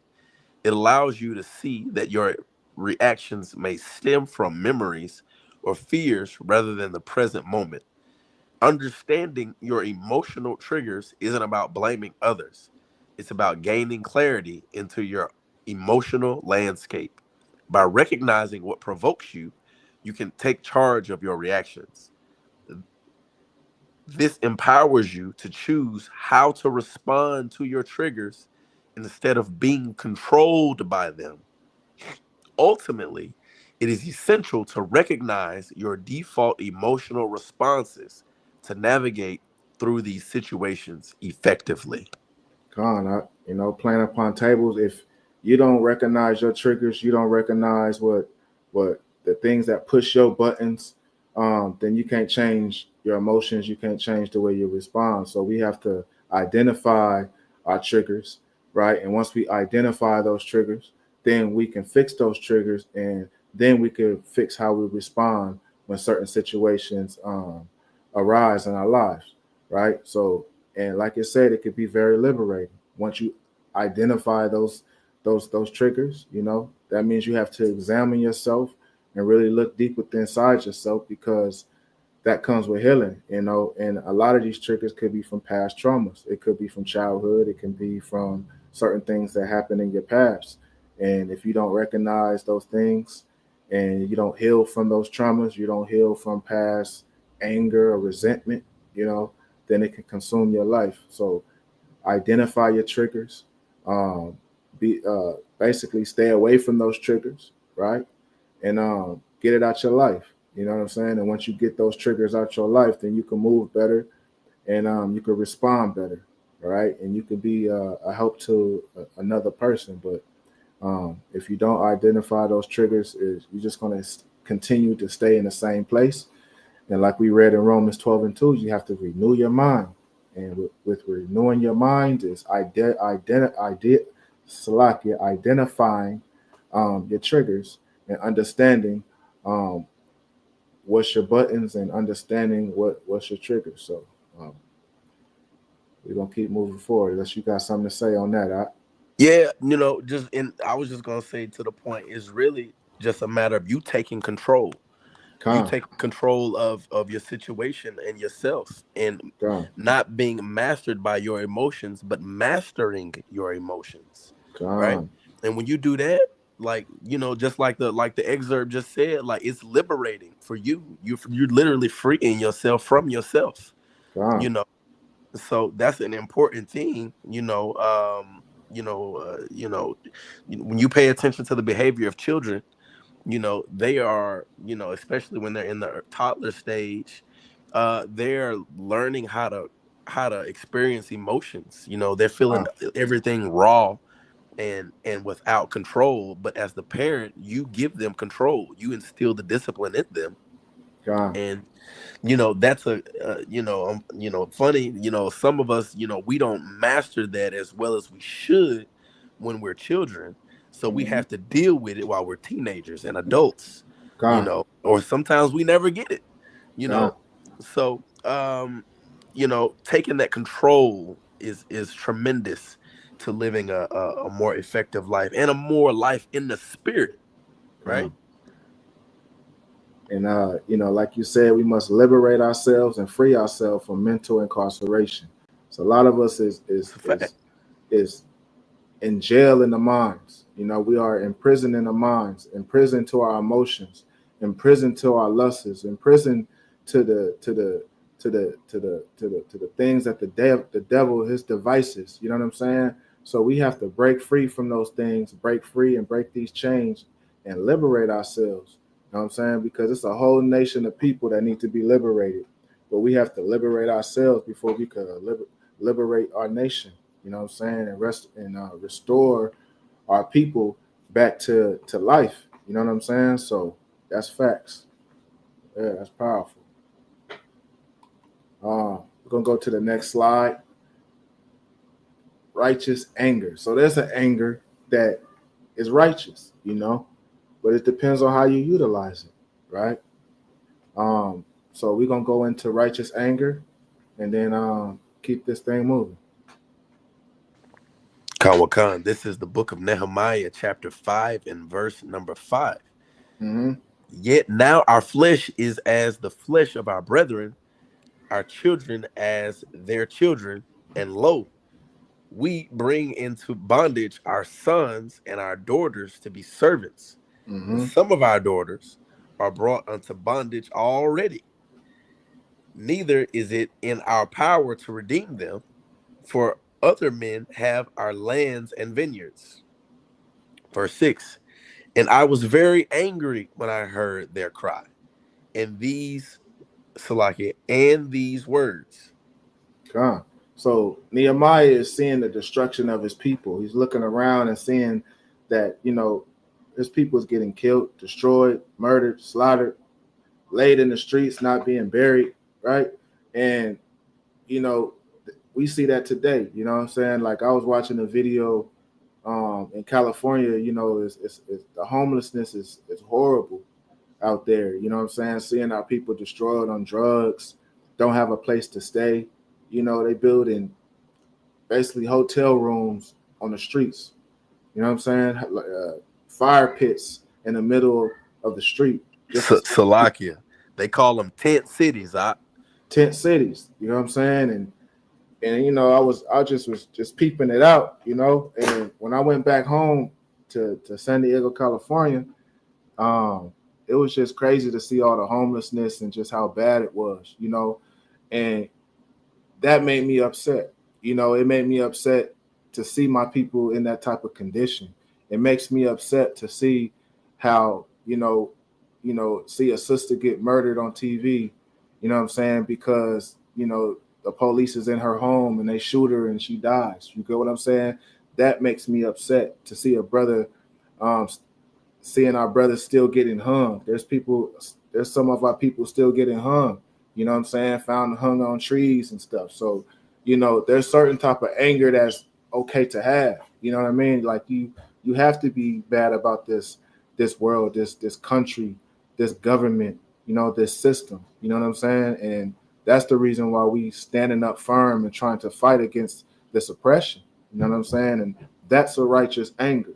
But we're not going to go off and just burn some houses down and try to, shoot down some people because, you know what I'm saying, we are being downtrodden or we being destroyed or we at a lower state. But it's like it makes you want to get better. It makes you want to get mentally better. It makes you want to fight for your people. And it makes you want to really restore your mental. You know what I'm saying? And that's a righteous anger. You know what I'm saying? But it's not, it's an anger of how you, that it's not the anger, but it's how you use the anger. You know what I'm saying? And you got to let the anger fuel you to be a better person, to help your people, not to destroy your people and murder your people and lie on your people and feed your people drugs and, all the other folly that's going on in the world, but you gotta stand on that righteous anger and know how to utilize it. All right. You go to Ecclesiasticus 7:7, the classic. Khan. This is Ecclesiastes chapter 7 and verse 7. Surely oppression maketh a wise man mad, and a gift destroyeth the heart. Right. So you see all the oppression around you. You see all these wicked people just living it up. They receiving all this money off of wickedness, right? You see that, you see the music is destroying our people. The frequencies are off. Like, we see all type of evilness going on in this world. And every day we are oppressed. You know what I mean? We still in our captivity to this day. You know what I'm saying? And that has to make you mad. That's something that makes you angry. But it's not an anger that it's going to fuel me to go hurt someone. It's not going to fuel me to go hurt myself, but it's going to encourage me to get right and go help my people and restore my people back to life. You know what I'm saying? Because that we are out here walking dead and we are blind as a people. You know what I'm saying? That is righteous anger. Ephesians 4:26.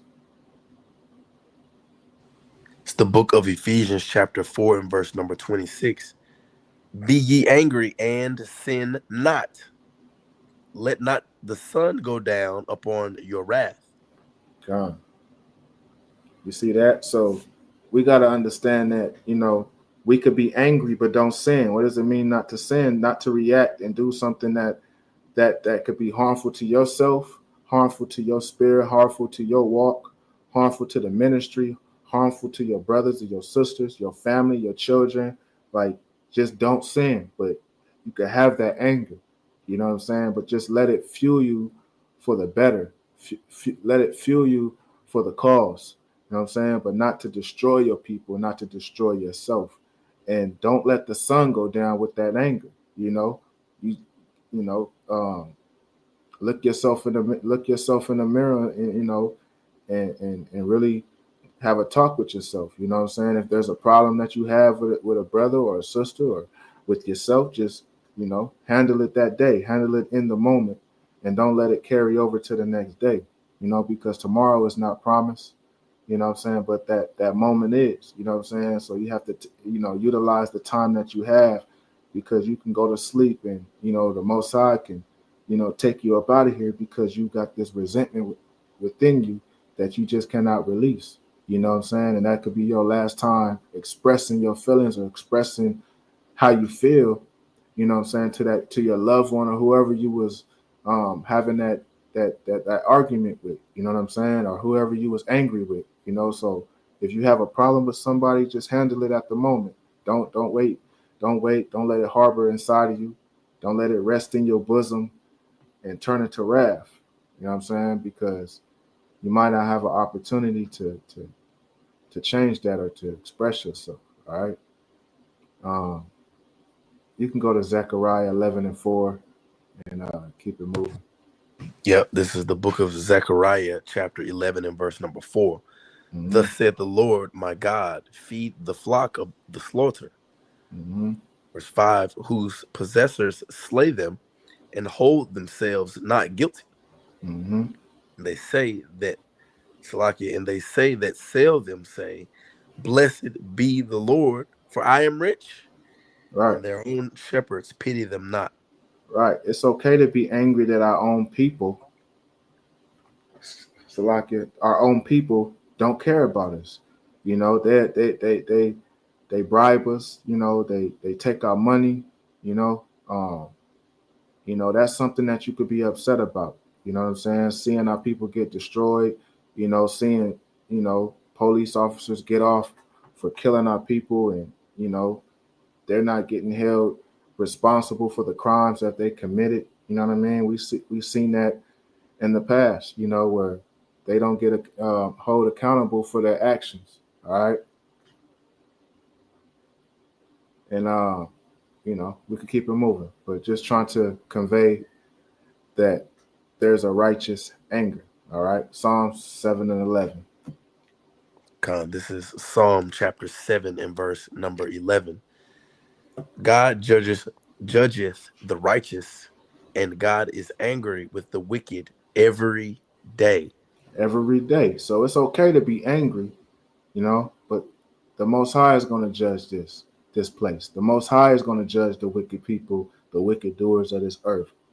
But you got to let the vengeance be in the hands of the Most High, and don't take it in your own hands to utilize all this anger and see all this oppression and say, you know what, I'm about to go kill me an Edomite. No, that's not what we about. It's really the Edomites is the last of our concern when it comes to where we are at as a people. If we don't gather together, if we don't get ourselves together, then it's gonna be hard to make it to that kingdom. So that's where we at. Not worrying about the Edomites, but worrying about our people and worrying about what we can do for ourselves. You know what I'm saying? And restoring our communities and restoring our health and restoring our mental. All right, so we're gonna go to the next slide. Be slow to speak. You kind of bring this up earlier. We're gonna bring it out again. Yeah, I was gonna say that was so good. We let's bring that again. Yeah. James 1:19. It's the book of James, chapter 1 and verse number 19. Wherefore, my beloved brethren, let every man be swift to hear, slow to speak, slow to wrath.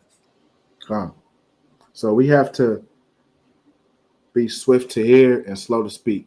That means having discernment of when to react and when to speak. There's certain things that's just, I'm just going to let that slide, because if I respond to it, it's going to lead to something else. Somebody's going to be in here fighting and somebody might lose their life, right? So I'm just going to hold my tongue today and get through another day, because if I say something to you today, right now, it might not end well.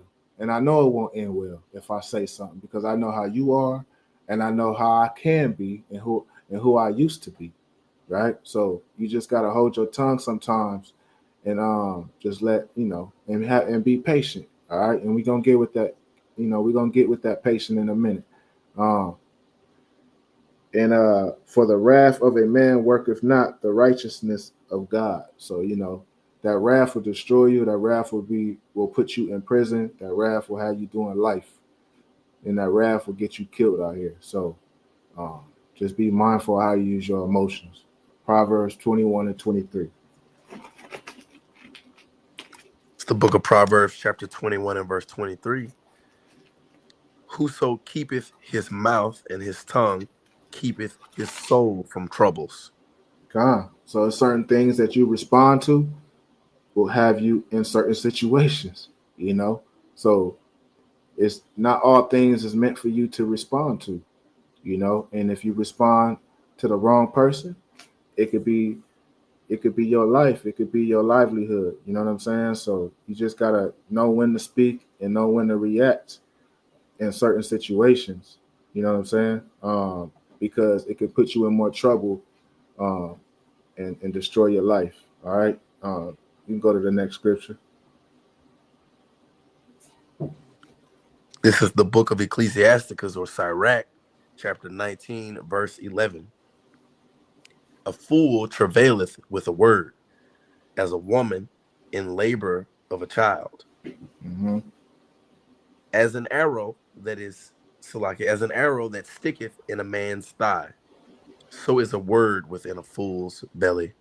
Right. You always got something to say, and those brothers or those sisters that always got something to say at the wrong time, at the wrong moment, probably cost them their life, and we just got to understand we can't respond to everything. And, we just got to be silent, you know what I'm saying? And really discern the situation and really analyze the situation before we respond. You go to the next scripture. And on that too, I'm glad you said that. It's really discernment. That's a tremendous part of this is, so often times we lack discernment in how we're moving. And if we just slow down and be a little bit more wise in our decision and how we're operating, it'll make a tremendous difference. It'll keep you from reacting versus responding. Because you got to have your spiritual eyes on all the time, not, half of the day, not, while you just, before you wake up, meaning when you wake up, you got to have them on all the time. And you really have to discern every situation and really analyze every situation, because, there's certain things you might not need to react to, and if you don't know how to react to certain situations, talk to somebody, Come. and that's why we got brotherhood and sisterhood, because it's always somebody that you could talk to that been through a certain situation, that have a little bit more wisdom than you, and can tell you not to respond. Just let it go. Right. It ain't worth it. You know what I'm saying? And I've been there. You know what I'm saying? So Come. I understand that. Go to the next scripture out. Con, this is Sirach chapter 28 and verse number 12. Come. If thou blow the spark, it shall burn. Mm-hmm. If thou spit upon it, it shall be quenched. Mm-hmm. And both these come out of thy mouth. Come out of the mouth. So if thou blow the spark, it shall burn. If you entertain that conversation, if you fall into that conversation, you fall into that trap. If you continue to argue with that person, you continue to just feed on and egg the situation on, right? It can lead to something else. But if you spit on it, meaning if you just shut your mouth, be quiet, not push another person's buttons, you know what I'm saying? Not argue with another person, you know what I mean? That would be better for you than to just keep talking and rambling at the mouth. So you got to know when to talk and know when to shut up. You got to know when to blow on the spark, right? And you got to know when to spit on it. You know what I'm saying? In certain situations, you got to spit on the situation and close your mouth. And those both come out the mouth, So you just got to have that discernment of when to react to certain situations and when not to react. All right. Go to Proverbs 15 and 1. Con, this is Proverbs chapter 15 and verse 1. A soft answer turneth away wrath, but grievous words stir up anger. There's plenty of situations that I've been in where, I had to calm a situation down or calm a person down and approach it in a smooth manner. You know what I'm saying? It could have been my life. You know what I'm saying? And a gun was pulled out, and I had to talk to a young brother here in Kansas City. I was driving and, he kind of was driving reckless and came out the driveway and I almost hit him. You know what I'm saying? And he kind of tapped me, and I got out the car. My son was in the car and I had to, I got out the car and talked to him and he was real reckless. You know what I'm saying? He was real reckless. He was very young. And the way I was talking to him, he was amazed at how I was talking to him. You know what I'm saying? And he was still trying to escalate the situation. And recently, I guess a few days prior, he was shot. So he was already on guard, and he pulled out a whole AK out his sweatpants. You know what I'm saying? And I was like, brother, why you pulling out your gun right now? You know what I'm saying? And there's no need for that, And the way I was talking to him, it calmed him down, And at the end of the conversation, it's like, it's not too many brothers like you that you know what I'm saying? It's just, you different, you know what I'm saying? Like basically the way I was approaching him and the way I was talking to him and how I was controlling the situation, I handled it very well and I controlled my mouth. I controlled his emotions with my emotions and he didn't react. But say if I wanted to react, I was like, man, you driving crazy, Like, you got to watch where you're driving. He could have pulled out his pistol. He'd been shot 2 days ago. Could have shot me, my son in the car. You know what I'm saying? So it's certain situations that it's not meant to respond with wrath, but really like with a soft tone and, learn how to speak to a brother. You know what I'm saying? that could have been my life, you know, if I responded in the wrong way. And then that's just a testimony that happened a few years back while I was in Kansas City. You know what I'm saying? And you know, yeah, but you know, that's a story of mine. You know what I'm Hey, saying? that's a powerful testimony. Powerful indeed. And you know, life and death is in the power of the tongue, right? Come, So not only did you use your mouth, your tongue to essentially save your life, your son's life, and the young man's life, come, right? But you was able to speak life into the brother, right? come, You was able to build him up with your words. You know what I'm come, saying? You alleviated him of his hostility, and you demonstrated to him it's a different way that we can resolve this, brother. You know what I'm come, saying? And so come, that's powerful. Like you say, it's not many men who can walk that way and move like that. You know, come. very commendable indeed, brother. God, appreciate you, Ken. We go to the next one, Proverbs, 29:11. It's the book of Proverbs, chapter 29 and verse 11. A fool uttereth all his mind, but a wise man keepeth it until afterwards. And that's that discernment, you know, that we talking about. It's like, you know, let me hear the matter, let the situation unfold, and let me see how I'm gonna approach the situation, you know, because it might be my life on the line. Now, if I just quick to react, quick to respond, you know what I'm saying, with wrath, with anger, with frustration, that might be my life, or somebody might try to take my life. You know what I'm saying? So let me just sit back and be wise, be a wise man, you know, and let me, you know, hear the matter. You know what I'm saying? And then you can kind of figure out how you're going to approach the situation. You know what I'm saying? So that's what it says. But a wise man keepeth it until afterwards, right? Hold your words until it really needs to be, until it's time for you to speak. You know what I'm saying? Until it's time for you to explain yourself or handle the situation or calm the situation down, you know, before it leads to something else or before it escalates. You know what I'm saying? You got to hear the matter. You might can help someone out. Let me hear this brother out. He might be going through something. You know, he might got shot a few days ago, and I might can, you know, I know how to approach the situation now. Like, brother, we all, you know, I know how to handle this situation because I done heard the matter out. But I'm quick to respond. You know, I'm not quick to hear the message in the situation. There's always a message in a situation, but you just got to have the discernment to know that message and to decode that message and how to handle that situation. And we're gonna go to the next slide. Basically, what we talking about? Be a peacemaker. All right.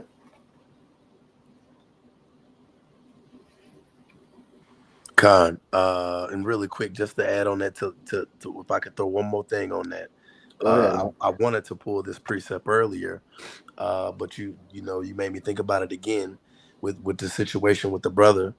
To everything, so this is Ecclesiastes chapter 3 and verse number 1. It says, "To everything there is a season and a time to every purpose under the heaven." Right? It ain't always a time for war. It ain't always a time to go to bat. It ain't always the time to try to fight. Sometimes it's a time to make peace. Sometimes it's a time for de-escalation. Sometimes it's a time to love your brother. Sometimes it's a time to be a big brother to a little brother, right? He may have needed that, you know, that love that day, you know. But anyway, I wanted to throw that really that's quick. facts. You know what I'm saying? Like, we go to war because we want peace. You know what I'm saying? Right. That's the whole purpose of going to war or really defending yourself, is because your peace is being disturbed. You know what I'm saying? So, you know, we aim for peace. That's the main thing, is we want peace. You know, and if you are a warrior out here, is that you're fighting for peace. You know what I'm saying? And that's the whole purpose of a warrior or a soldier. You know what I'm saying? Is to fight for peace. You know, so That's facts, huh? Con with con. This next slide is be a peacemaker. Con with con. This is the book of Romans, chapter 12, and verse number 18. If it be possible, as much as lieth in you, live peaceably with all men. Yes. If you have just a little bit inside of you, use that little bit that's inside of you to be peace, to have peace with all men. You know, if you come across somebody that's a little bit on the rah-rah side, a little angry, approach it with peace. The situation might turn out a little better than you reacting and responding with certain words that might escalate the situation. Right. Go ahead to the next verse, huh? Matthew chapter 5 and verse number 9. Mm-hmm. Blessed are the peacemakers, for they shall be called the children of God. Mm-hmm. You know, you are children of God if you are a peacemaker. You are blessed to be if you are a peacemaker. That's something that you want to live on and stand on. You know what I'm saying? Is be a peacemaker. Not to cause disturbance, not to destroy your brother, kill your brother, and be angry with your people, but to be a peacemaker, to resolve situations and learn how to handle situations in the right manner. That's our job. That's what we are required to do as you know, men of the Lord. That's a fact. Next verse, huh? Sirach chapter 19 and verse 17. Mm-hmm. Admonish thy neighbor before thou threaten him, Mm-hmm. and not being angry, give place to the law of the Most High. Right. So you got to lift up your brother before you threaten him. Give him something, the words of encouragement, some wisdom before you try to threaten him. You know what I'm saying? It's always something you could teach somebody. You know, it's a time for and a place for everything, you know. But if you're not in that law, it's going to be hard for you to be in that type of spirit. You know what I'm saying? So you have to stay in the law, meditate in the word, and the Most High is going to give you that understanding and that wisdom when it's time for you to utilize that wisdom and that knowledge. All right. Right. We're gonna go to the next phase, and this is the patient part. All right, we're gonna breeze through this, but I feel like patience and anger go hand in hand, and you gotta have patience in order for you to not think so rational and be so reactive out here in these last days. So, you know, we all have to work on our patience. That's just something that we have to do daily, is be patient. You know, we got to be patient with these jobs, patient when we get paid. You know, we got to be patient every day. You know what I'm saying? Patient with our loved ones, patient with our ribs, with our children, and most definitely patient within ourselves. You know what I'm saying? Go to Romans 15 and 4. It's the book of Romans chapter 15 and verse number 4. For whatsoever things are written aforetime were written for our learning, that we through patience and comfort of the scriptures might have hope. So we find hope, and we have hope when we read the scriptures, when we read the testimonies, when we read the trials and tribulations that our forefathers been through. Right there, that's where we find hope. You know, and the scriptures is where we learn how to respond to certain situations. The scriptures will show us and give us the guidelines and the blueprints of how to be a strong, righteous man, how to have patience, how to have temperance and be long suffering, right? And have mercy on our loved ones when they go off, when they do wrong. You know what I mean? We want the Most High to forgive us, but we don't have the forgiveness within ourselves to forgive people that do us wrong.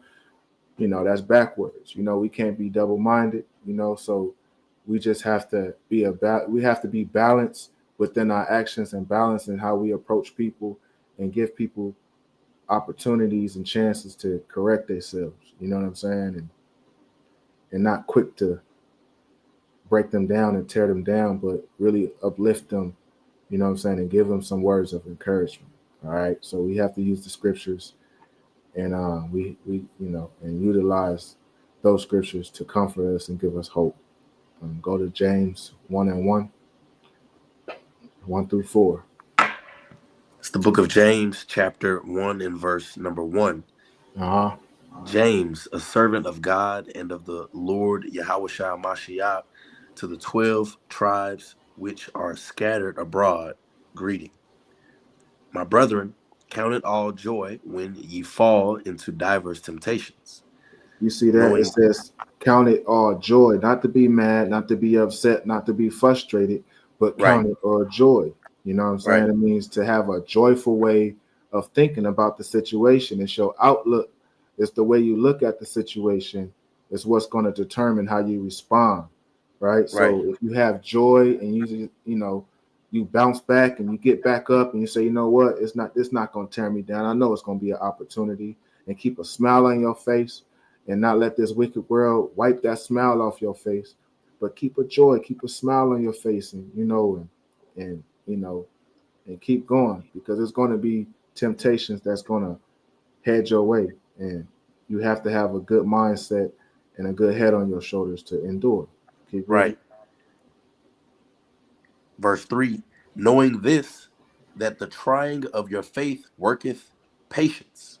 The trying of your faith worketh patience. So faith and patience, it goes hand in hand. If you have a lack of faith in you have a lack of patience, that means you're not really leaning on your faith like you need to. So we have to work on our faith. We have to work on our patience just as much as we work on our faith. It's hand in hand. They like twin brothers. You know what I'm saying? Patience and faith, because you can't have hope in something that you cannot see and not have patience. So you got to have patience and hope and have the belief in something that you cannot see.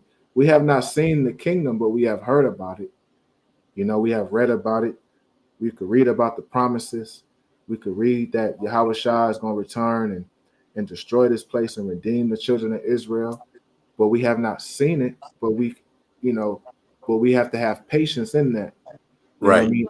And lean on our faith at the same time. So they kind of like twin brothers. All right.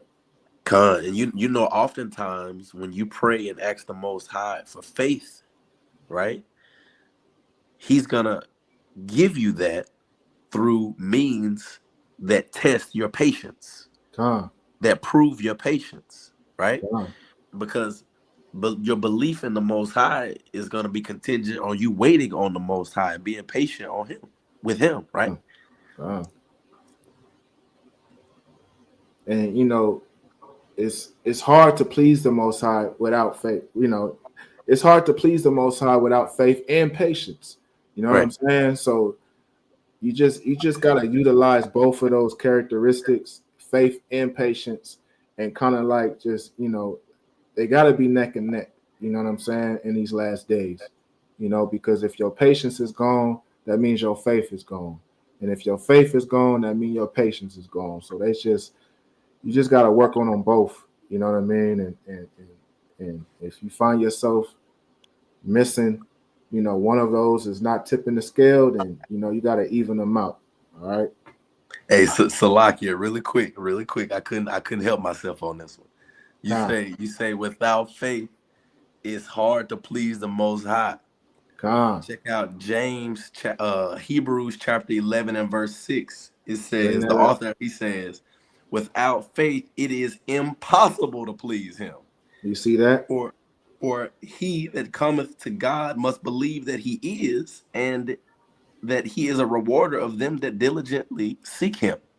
Right. Anything you're doing with diligence, it requires patience. It requires patience.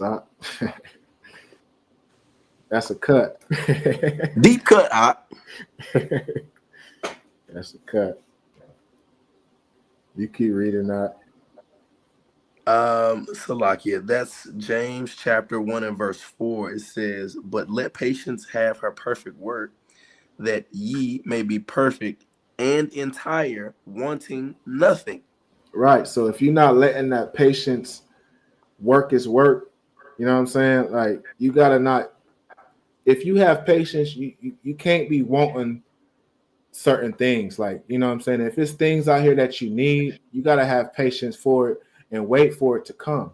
But you can't be um dwelling on it every day. Like man, I can't wait to get it. I can't wait. I can't wait. Like you just gotta kind of be patient in that thing and know that it's gonna come. You know what I'm Right. saying? And not always wanting, but just being patient and knowing that it's going to arrive one day. You know what I'm saying? And Right. you gotta let it work though. You gotta let that patience work because it's a power in patience. It's a power in faith. It's a power in forgiveness, and it's a power in healing. So Right. you gotta let all these things and all these attributes work. But if you rush in the process and not trust in the process, then you're gonna miss the opportunity and you're gonna miss your blessing. You know what I'm saying? Come. Yes, sir. You go to the next one, not. This is Luke chapter 21 and verse 19. Uh-huh. In your patience, possess ye your souls. And that's powerful. It's one of the most powerful scriptures you could read because if you don't have patience, you know what I'm saying, it possesseth your soul. Your soul is what? Your life. You know what I'm saying? Your livelihood. So that's why I say your livelihood is on the line if you don't have no patience. Come. Your livelihood is on the line if you are moving out here reckless and emotional. So Right. you just gotta have patience, man. You gotta lean on patience. You gotta use that as a weapon. You know what I'm saying? Patience is a weapon, and I think that you would call that one of the fruits of the spirit. You know what I'm saying? Right. Patience is the fruit of the spirit. So you just gotta keep your patience and hold on to it, hold on to patience like for dear life. You know what I'm saying? Because it possesses your soul. All right. Right. Give me Ecclesiasticus or Sirach chapter 2 and 4. This is Sirach chapter 2 and verse number 4. It says, whatsoever is brought upon thee, take cheerfully, and be patient when thou art changed to a low estate. You see that? So whatever comes to you, whatever approaches you, whatever situation that steps on your front porch, you gotta take it cheerfully. Don't be frustrated. Don't be angry. You know what I'm saying? Don't let it knock you off your focus, but be patient with it. And if it changes you to a lower state, that's where you have to put your burdens and get and talk to the Lord and let your burdens down. You know what I'm saying? Right. You know what I mean? And he's gonna lift you up. All right. Give me James. I don't know if I got that. I don't know if we read that yet. We read James already. Yeah, one through 4. Yep. Yep. Give me Ecclesiasticus or Sirach chapter 1 and 23. This is the book of Sirach chapter 1 and verse number 23. Huh. A patient man will tear for a time, and afterward joy shall spring up in him. You see that? So a patient man will bear for a time, meaning like he'll endure for a time, like he'll keep enduring. And there's a reward in being patient because the one that endures, right, afterward, joy shall spring unto him. You will see the reward. You will see, you know, the benefits of having patience in the end result, and there's going to be joy in it when you see it. Like, man, I stayed down, you know what I'm saying? I stayed down. I was patient, I know it's some brothers and sisters that's in school, being patient with your studies, being patient and going to school. Eventually, you're going to see it pay off. And when you get that certificate, when you get that new trade, when you get that new skill, that new job, right? You're going to see that, you're going to feel that joy because you've been patient with yourself and your work ethic. And you're going to see it pay off. All right. Come. Most definitely. Next scripture is Psalms chapter 37 and 7. We almost to the finish line. This is Psalm chapter 37, in verse number 7. It says, "Rest in the Lord and wait patiently for him. Mm-hmm. Fret not thyself because of him who prospereth in his way, because of the man who bringeth wicked devices to pass." Right. So we must rest in the Lord, meaning we must wait on the Lord, right, and wait patiently for him, and fret not. Don't stress yourself out. Don't overwhelm yourself thinking about the unknown, but just having patience and knowing that it's going to get better, and just having patience within yourself, knowing that you're going to able to endure and overcome all these emotional things that you've been through and these traumas that you've been through in your life. You got to be patient within yourself and give yourself a chance to overcome. You know what I'm saying? And that's powerful. So you got to wait on the Lord. You know what I'm saying? Stand still for the Lord. Don't be a busybody in your emotions. Don't be a busybody in the way you react, but just be present and wait for the Lord. And he's going to give you those answers and guide you. You know what I'm saying? Like he promised you. Isaiah said, "Those that wait upon the Lord will renew their strength." And renew their strength. I posted that scripture the other day, and read that scripture out if you can. Bring Let me that get out. it quick, Salaki.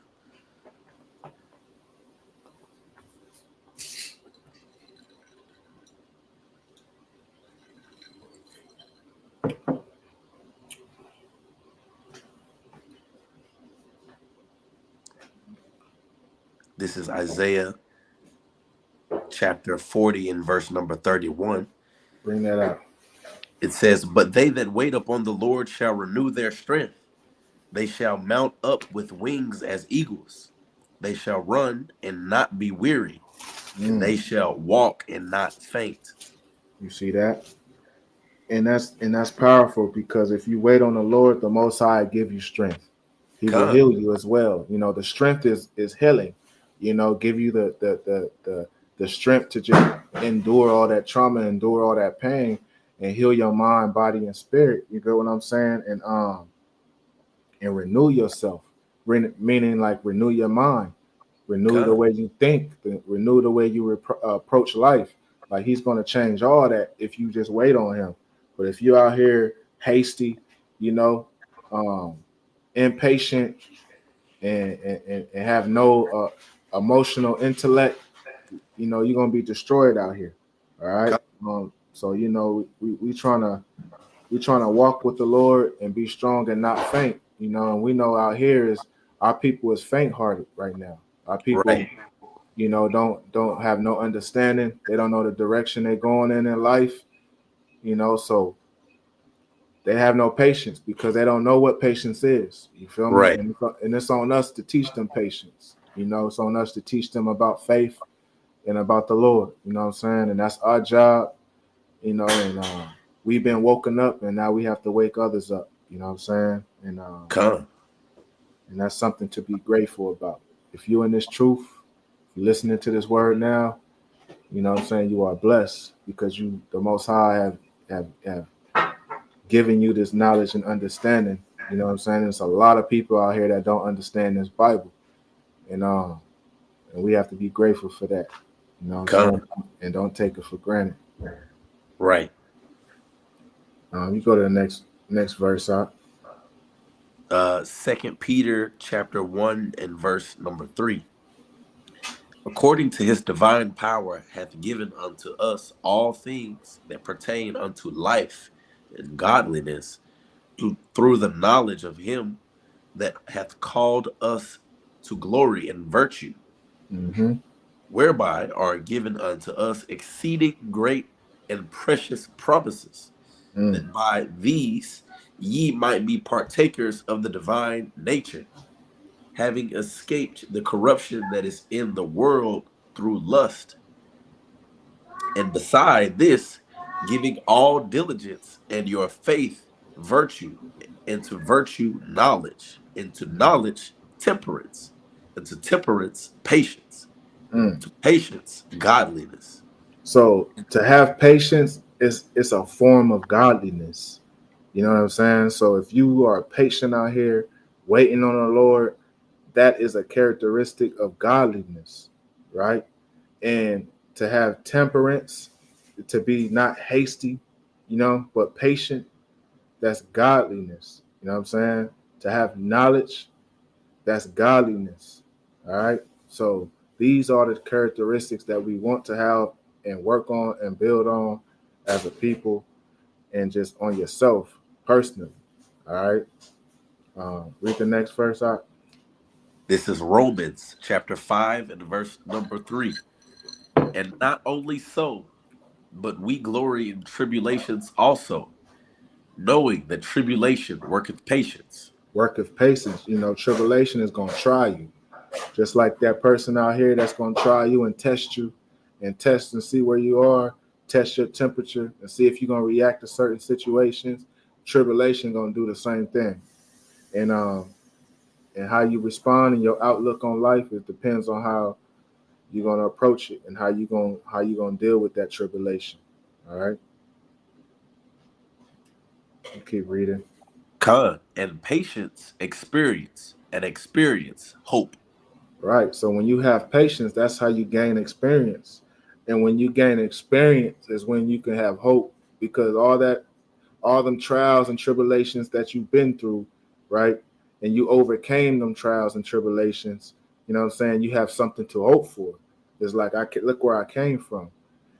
I came too far to look back. I came too far to keep reacting the same way. I came too far to just keep holding on to all these emotions and these feelings. I need to let them go, right? So when you go through tribulations, that's how you gain your patience, and that's how you gain experience. And with experience, you will find hope.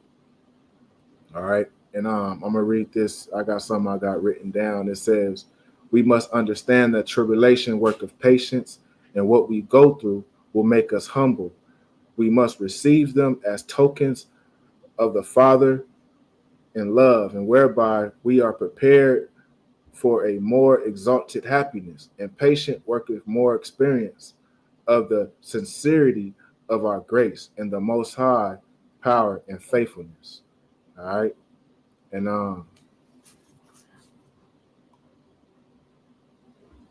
we read this conclusion right here, and this will be it. Made it to the finish line. Conclusion. We need to recognize that challenges cultivate patience within us. The trials we face can instill humility. We should embrace these experiences as signs of the Father's love, preparing us for greater joy.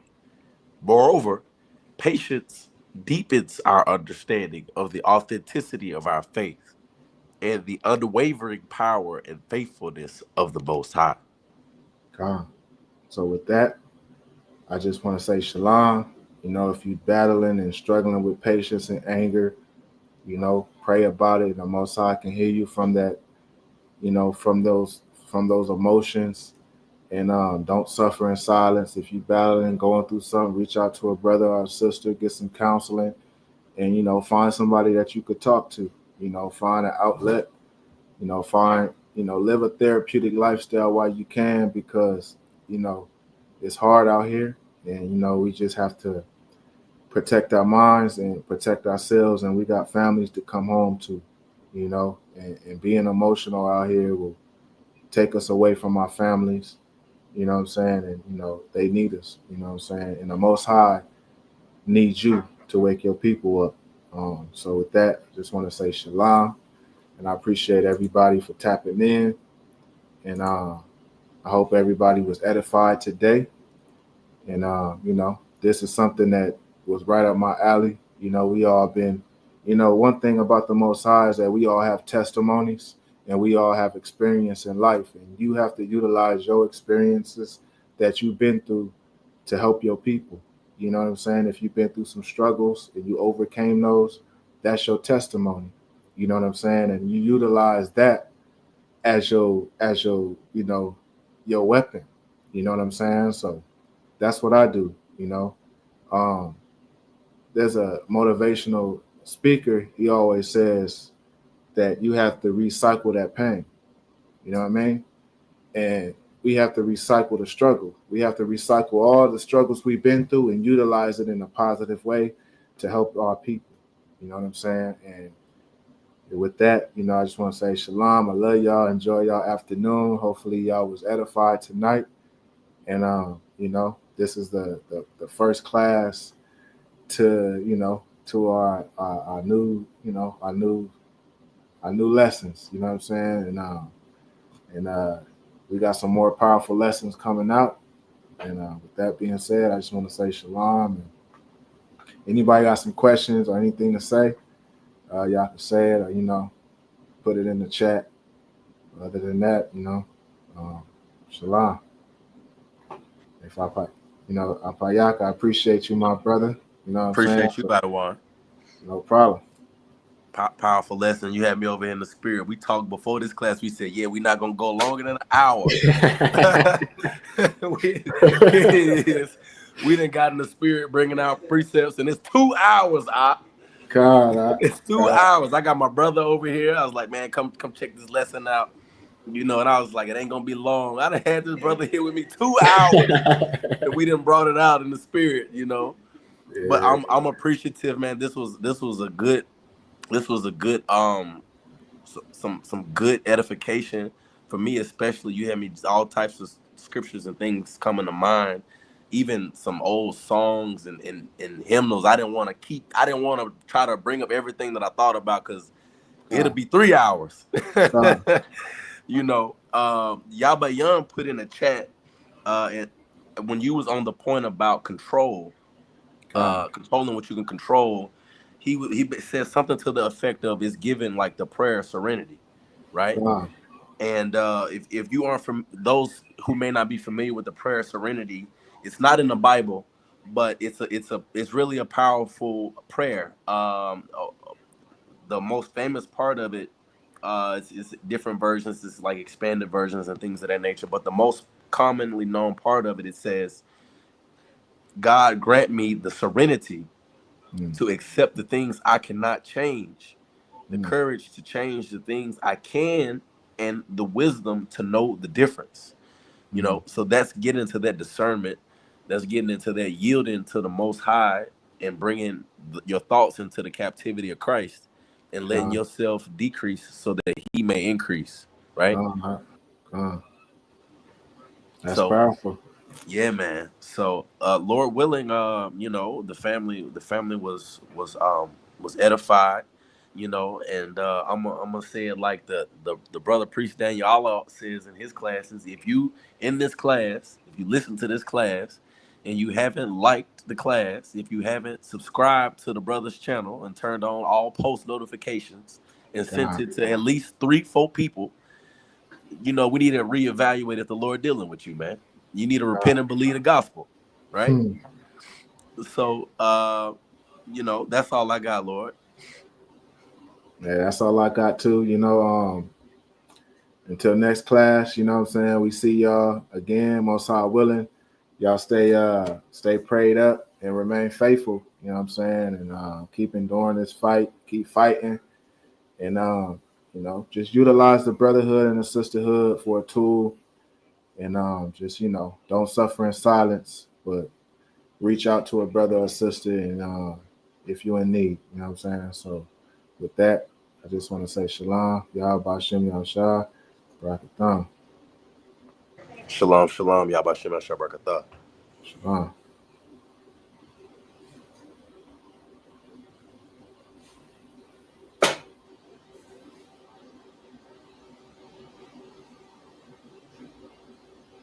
Salaki. Are you good, Al?